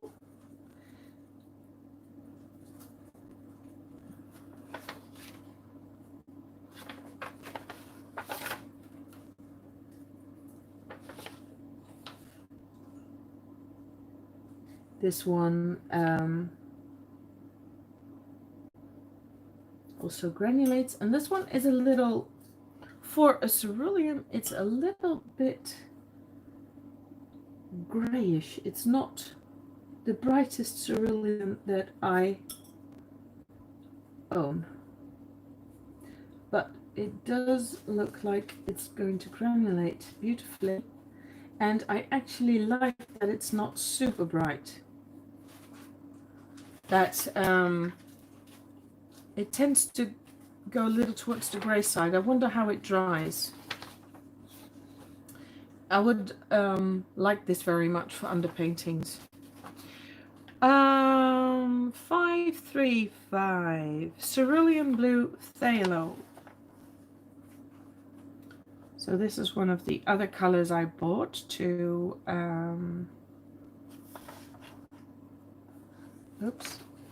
to complete this set. One of the last colors I bought.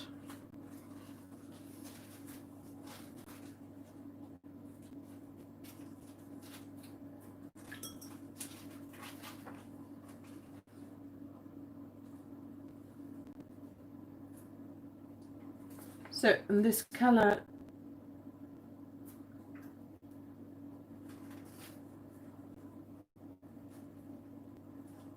is a brighter non-granulating version, and it's improved. So they have done something to, I think they've replaced the PW4 by the PW6 to get a brighter mix. 535, because the PW4, yes, true. So it's going to be brighter because this white is simply brighter than that white. Okay, let's read a little bit.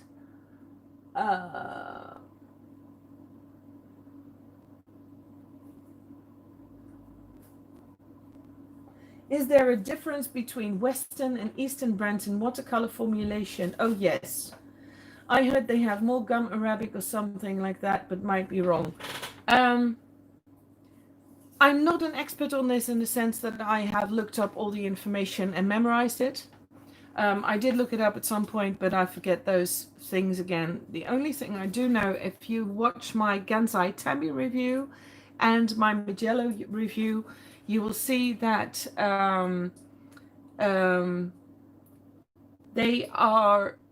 there is not enough flow in that in comparison to the Western brands. The way I've reviewed them is what I said is that I don't think they should be put on the market as artist grade watercolor paints, because they may be good, they may be made with good pigments and stuff, but they behave very, very differently from traditional classic watercolors as we know them. So I think it would have been better if they had marketed them differently, and also not raised the expectations of this kind of paint for their paints, because it's just a very totally different type of paint, and it works differently, feels differently. I think one of the most the things that stands out most for the Mugellos is there is not enough flow in there, or not enough, not as much. So no, I found that paint, I didn't think the paint was good enough for its price. Had they marketed it differently, then maybe I would have been much more enthusiastic.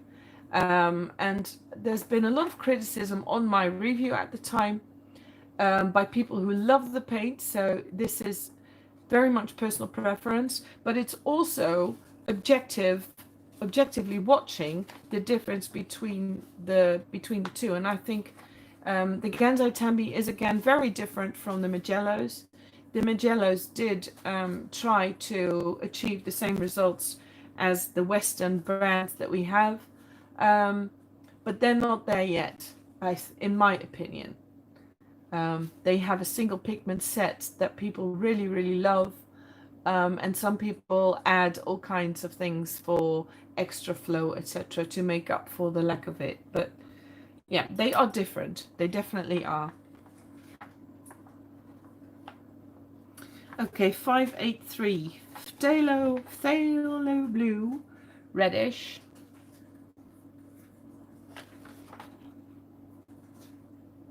These are super strong colors. In every set, these are very powerful colors, cheap synthetic pigments, so you will find these in student sets as well.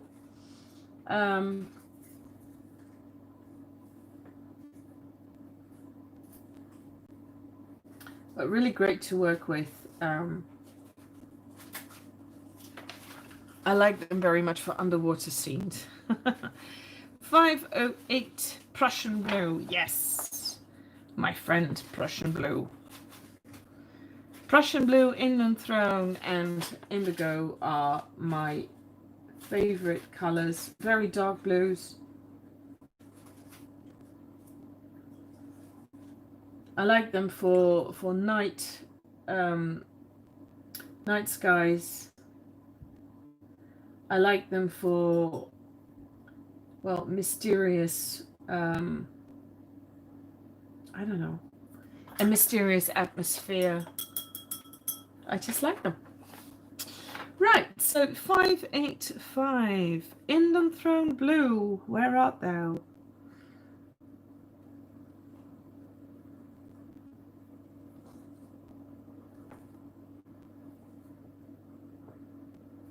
This is Inland Throne Blue is so different in so many brands. Sometimes it feels like a very deep dark phthalo blue, and at other times it feels like indigo. It always makes me wonder about these color names, why people call a certain color a certain name and then give it a totally different look than the names that people are familiar with. But again, a lovely, lovely, lovely color. I just really love this whole color chart. If only you could see it as brightly and as vividly and as vibrantly as I can, because I don't know, the quality of this live video I think is not as good as I'm seeing it. So 533 Indigo.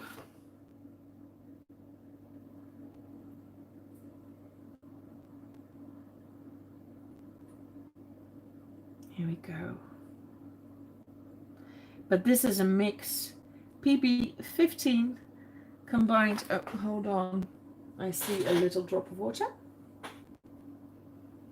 So this is PB15, so it's phthalo plus black. And I think an ivory black, yeah.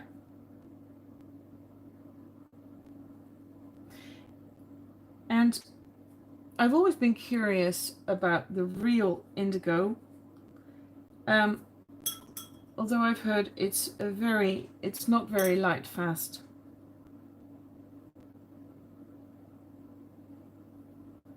Oh, this is a super strong color.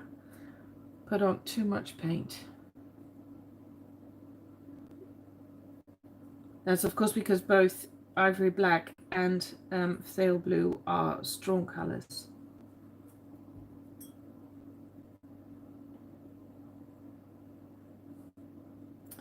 I can see now I should be getting myself a new brush, because this brush is the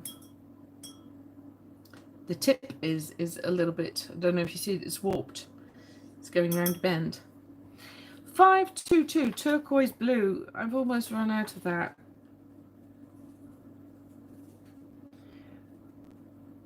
But no worries. I've already got this. Last time I was in a shop and it was on sale, and I bought 4 pans, and then I got sent almost a full set. So, but this is a really gorgeous, gorgeous color, isn't it? This is Pale Blue, PB15 and PG7. What is often a Viridian.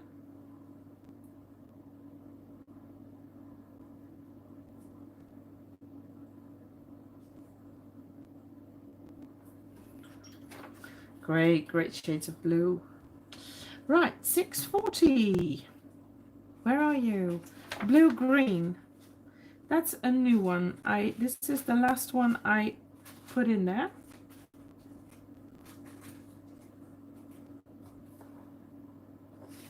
So this is blue green, but much greener than the turquoise blue, and super transparent. And here you can see that these are the same pigments, right? So if you were to buy a PB15 here, the 583, and you were to buy the PG7, you can mix those colors yourself. So that's something. I am lazy. No, I'm not just lazy. It's not just about laziness. It's also about, you know, when I paint, I sometimes want large quantities of paint to maintain the same color, or, you know, I like my convenience colors, but actually there's a lot of paints that you can mix yourself if you're willing to invest the time. Right, permanent yellow green. Here we go. This is like Kermit green. Kermit.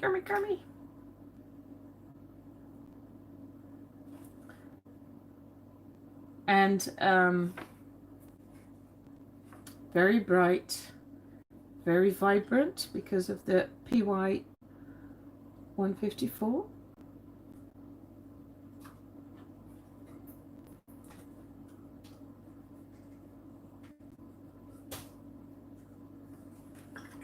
Okay, so 662 permanent green, and I've had a little bit of trouble with this half pan because the paper wouldn't come off, and the store where I bought it is not a very good store at all. I've had issues with art supplies that I bought there a few times already, so I've been wondering if they put these paints against the central heating, because I've had a few of those remarkable little silly things there.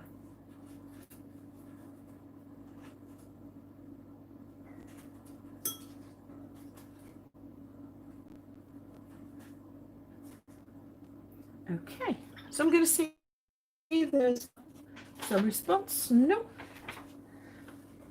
Okay, now we move on to 615. 615. Paul Veronese green. 615. It's PG 36, and it looks like this is a beautiful green. Look at that. This is the one of those colors I've never used before. It's gorgeous. It's a cool version of green. PG 36.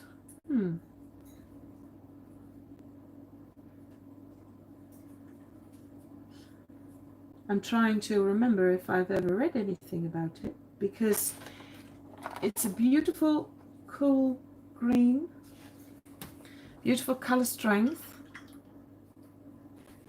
lovely. 610 cobalt green,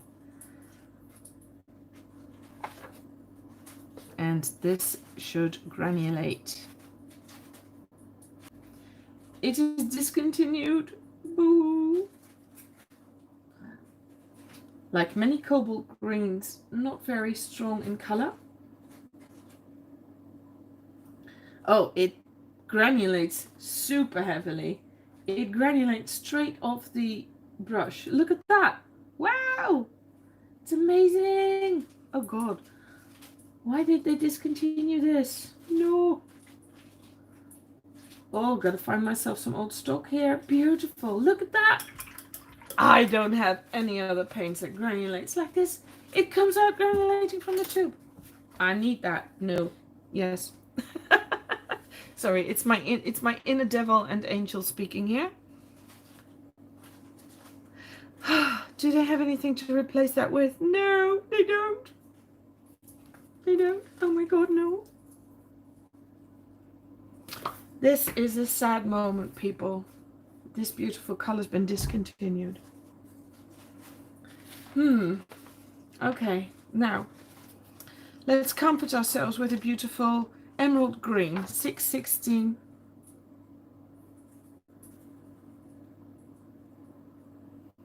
There we go.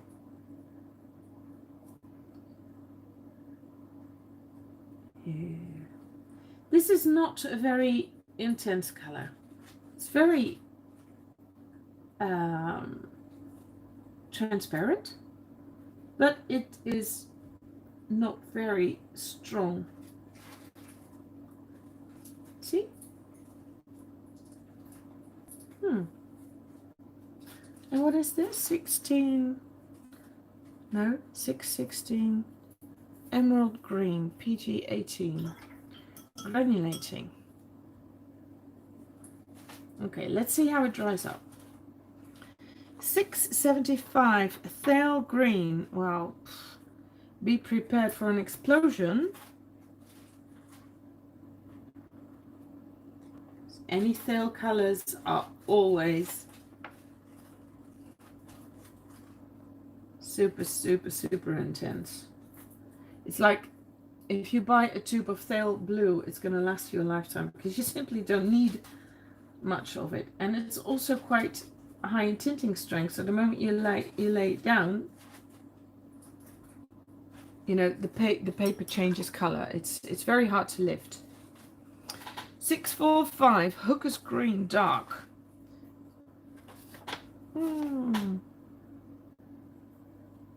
Now we're getting into the greens that I tend to use. I rarely use the cooler greens. This is beautiful.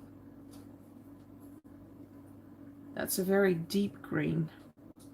But why is it beautiful? Because it's a mix of PG7 and PY150. So there is a yellow underneath. And I have a tendency to fall for mixes where the yellow is tangible. You know, it is green, but the vibrance of this color shows the yellow component in it. I love it. It's gorgeous. It's just so beautiful seeing these painted out like this.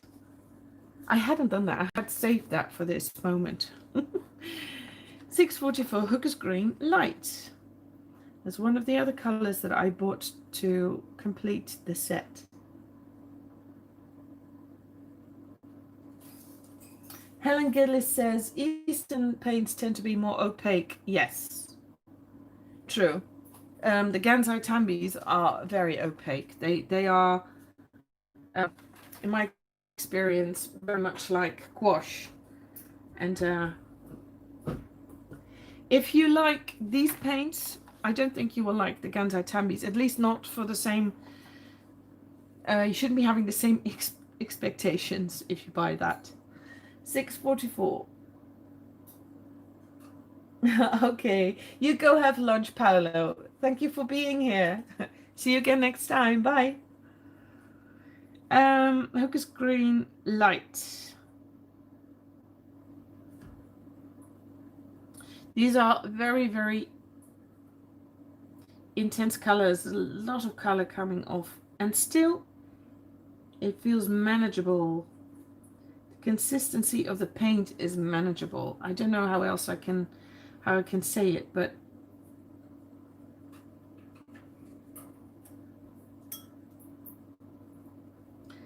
a little while back, I tried the blocks again. I was sent they have a dot chart, a sample card, and they sent that to me, and I tried it again, because I had read a review in which someone was so super over the moon happy with blocks, and I thought, you know what, maybe I didn't see it right. Maybe I made a mistake, or maybe I was tired the day I reviewed, whatever. And I swatched it again, and I thought, yeah, maybe it wasn't that bad. But then I decided to do a journal painting with that, my watercolor sketchbook, and it turned out horrible.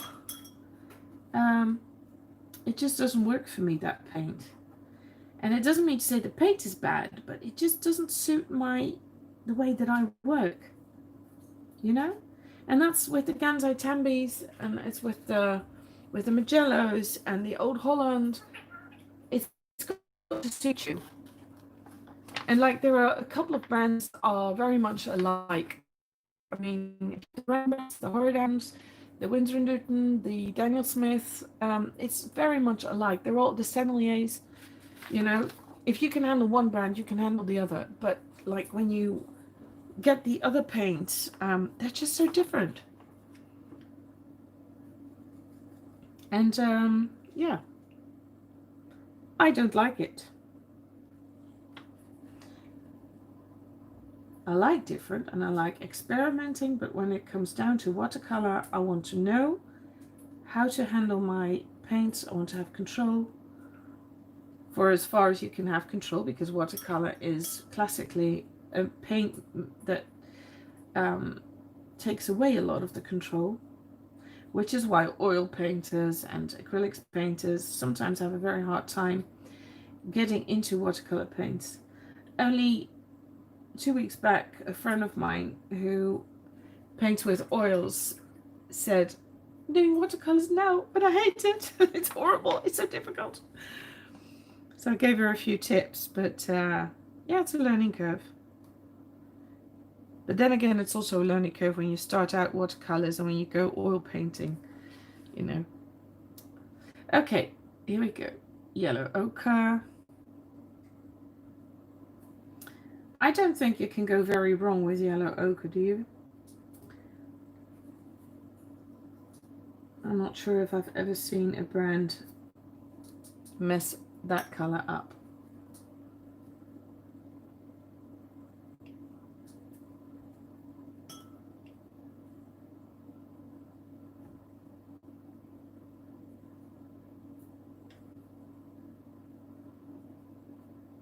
Okay. Now moving up to 2, 3, 1 gold ochre. That was also one of the colors I hadn't tried out before. So it's lovely. It's more transparent, I think. It's a little bit more towards sienna. A little bit more powerful. And I think this would be really great to use in skin tone mixes. It's gorgeous.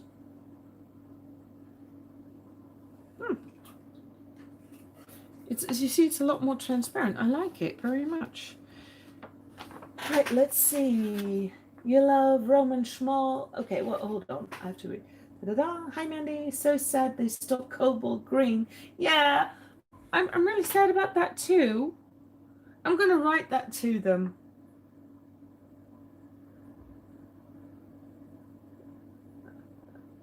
Okay, yeah, the De La Rowney Cobalt Green was absolutely fantastic. I pointed that out in another video earlier this week, or last week. It's wonderful. And Winsor & Newton. Okay, Winsor & Newton still do it. Okay, well, that's good to know.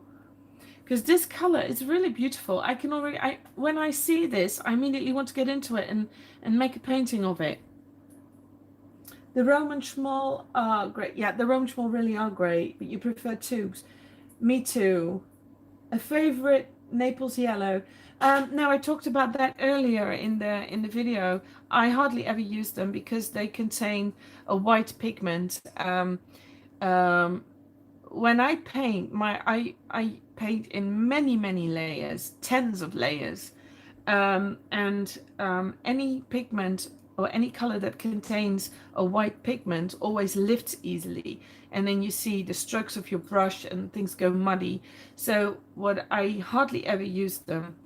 I prefer to mix a transparent mix that resembles these in color, but they miss out on the white, and for me it gives a cleaner result in my paintings. So no, I don't have a favorite Naples Yellow. No. 265 transparent oxide yellow. Oh, that sounds promising. PY42. Here we go. Let's see. It's not as yellow as I had expected it to be based on the name, but it's beautiful though. Beautiful color. It's just that I'm beginning to not understand something. I feel I have a question. Because let's see. This yellow ochre contains PY43, PY42, and it is not fully transparent. But the PY43 here is transparent, and the PY42 here is also transparent. So why then is that not fully transparent? Just something that comes up while painting. And then the 231 has an improved recipe.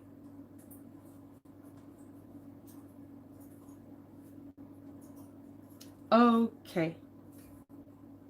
So this one is improved, the 231, and it's going to be a tad deeper. It's a same pigment from a new supplier, so it's going to be a little bit different in color, which still doesn't answer why this is a little bit more opaque than those two. So that would mean mixing these two together should give that, but it's probably not going to be fully the same. See, this is what I mean. I sometimes understand how manufacturers of paint get one result and some manufacturers get another result. Or, well, anyway. Okay, 2, 3, 4. Sienna Natural. That's a color I use a lot for skin tones because it's less yellow.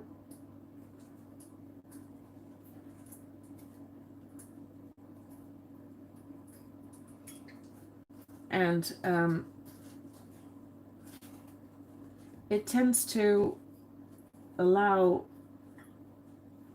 more room for a transparent pink blush than using an ochre would.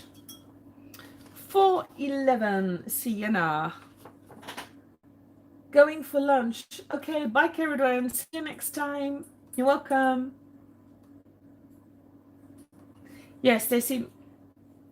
Helen, you say they all seem to have white. These? Because only this one seems to have a little white in them. Or do you mean all the ochres? Because I think that could be true, yeah. But it's not in the pigment information. 411 PBR 7. This is a pigment that so many colors can be made from. One of the pigments that makes me wonder how they do it.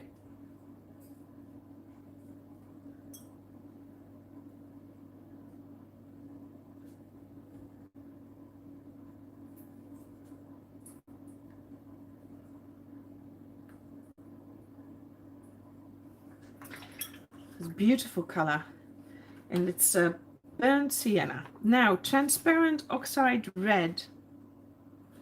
378. This is a color I've also replaced a lot.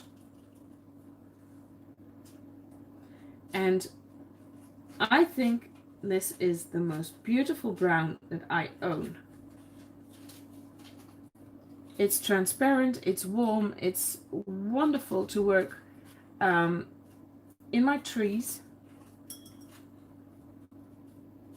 and in landscapes. I love it because look how beautifully it lights up the paper underneath. It's just so warm and bright and sunny. I love it. And I'm glad to see that it remains in the collection. Right, permanent Meadow Lake brown. 324. That's another color I haven't tried yet. So let's see. Wow. That is beautiful red. Wow, look at that. That's gorgeous. It looks like a quinacridone. It's vibrant, it radiates warmth, it's lovely. Look at that. Can you see it? Oh, I'm sure going to be using this more often. Okay, 339 English red. It is discontinued, this version of it. And I haven't used this very much at all. I don't like, it's so opaque and it feels dull to me. And it's not just this Rembrandt paint, it's just, I don't like English red.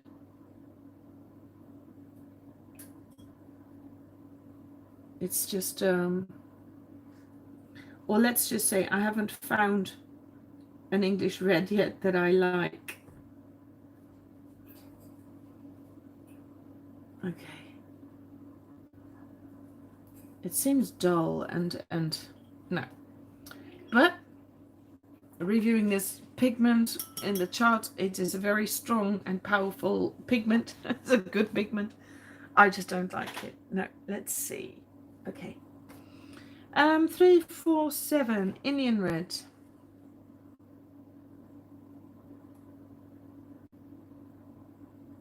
So we're almost there. Just a few more colors before I go to lunch.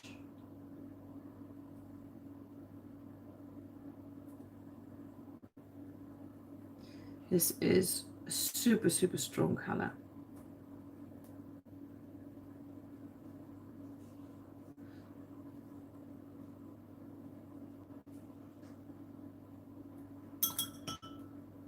Okay, look at that. I don't use this one a lot either, but it is beautiful. It's it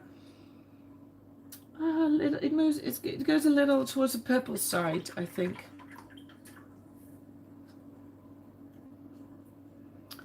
Yeah. Oh, I dropped a drop of water. Oops. You always have to be careful when you do these color charts because you always make the mistake with the last ones. 409 burnt umber. Well, I use a lot of umber in my work. Okay, here we go. Also PBR7. It's a beautiful deep brown. But do you see, these paints are very strong, but they are, when I add water, they flow and they, you know, they allow, when I put my brush back into this, you don't see the brush strokes. It's just, you know, the paint keeps on being fluid, keeps on moving. And I've had problems with other brands of paint that I just said, like the Old Holland and the blocks, that when you lay down the paint, don't touch it anymore, because when you touch it again, you will see brush strokes and paint lifting and moving around, but not in a good way, not in a flowy kind of way. And I do see that here. And that's what I like very much about the Rembrandts, is that they really allow for good working. Right, this is a color I'm a little bit worried about that it is discontinued. Natural Umber. Because this is a color that I have replaced a lot and I have used a lot. Also in skin tones again. I love the somewhat grayish undertone in this earth color. Whereas these colors have sort of like a yellowish undertone. This one is more towards a grayish earth color.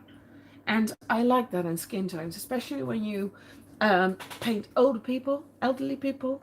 You want to refrain from being too vibrant. You want to dull down, but without making it dull, like here, you want to dull down the yellowishness in the skin. It just goes down a bit. Right, so 416, we're almost there, guys. Sepia. That is one of my very, very, very favorite colors. I have replaced this pan quite often. And it consists of PBR7 and PR101. Oh, can you believe I'm gonna be swatching the entire collection of Rembrandt watercolor paints this week. It's going to be 120 colors. I don't think I'm going to be doing that live. I think I'm going to be doing that. I think I'm going to record it, and I'm considering swatching them like I did to Daniel Smith in 4 batches. What do you guys think? Do you think I should? Because I think that I better split it into 4, or otherwise you'll be watching a 4-hour video, right? I think it's better to make 4 videos of an hour. I don't know, maybe it's half an hour. I'm not sure yet, but what do you guys prefer? Do you prefer a super long video like this one, which is, I don't know, it's this is over 2 hours long, I see. And I always think that nobody will watch a 2-hour video, and then I'm always surprised to see people actually do that. When I look into when I see my statistics, I see some people actually really are watching the whole video. And but I think maybe I'd better split it up into a couple of different ones, right? A couple of different videos. I think that's how I would prefer it. Oh, and I've got some comparison videos lined up as well. So, right, this is Van Dyke Brown, if I'm correct. Yes. And I like that color as well. Very beautiful. You can use this color to tone down certain things with, but I love here the sepia that's got sort of a yellowish undertone. I like that. It's one of my favorite colors. Right, 708 Payne's Grey. Now, this is a color I've been working with all weekend in my journal, but I used a Van Gogh set. So that's a student quality. This is just lovely. And it's a little less blue than student grade paints.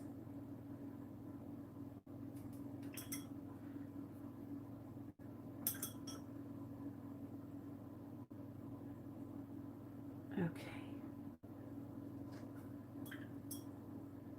Just gotta try and make the letters legible, the numbers.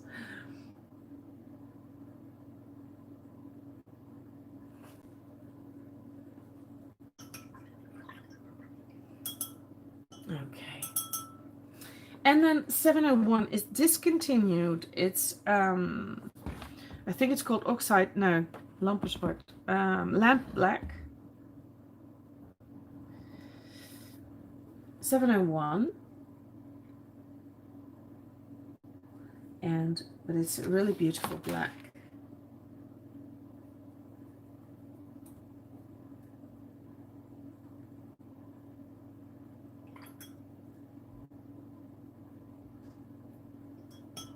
Okay.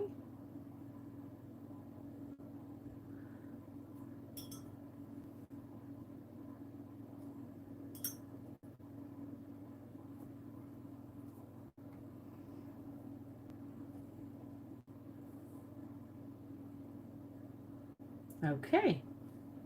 So there is my color chart of the Rembrandt old set, and I will make a scan and put it online on my blog. I will, when I do, I will write down a link below this video. I will put the link below this video.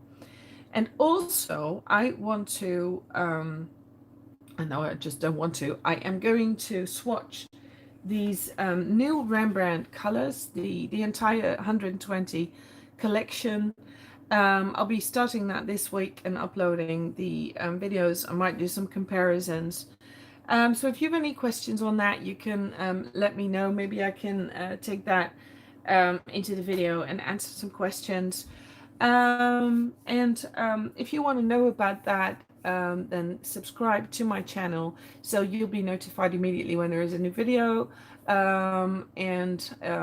Even if I do live videos that I plan, I think you can subscribe to be notified to those, if I'm correct. So and there is always a newsletter if you would like to sign up for, so that if there is any news about paints or about things that I'm working on, then you can find that in my newsletter. So I'll be putting all the links below here, but it won't be before tomorrow, I think, because YouTube takes some time to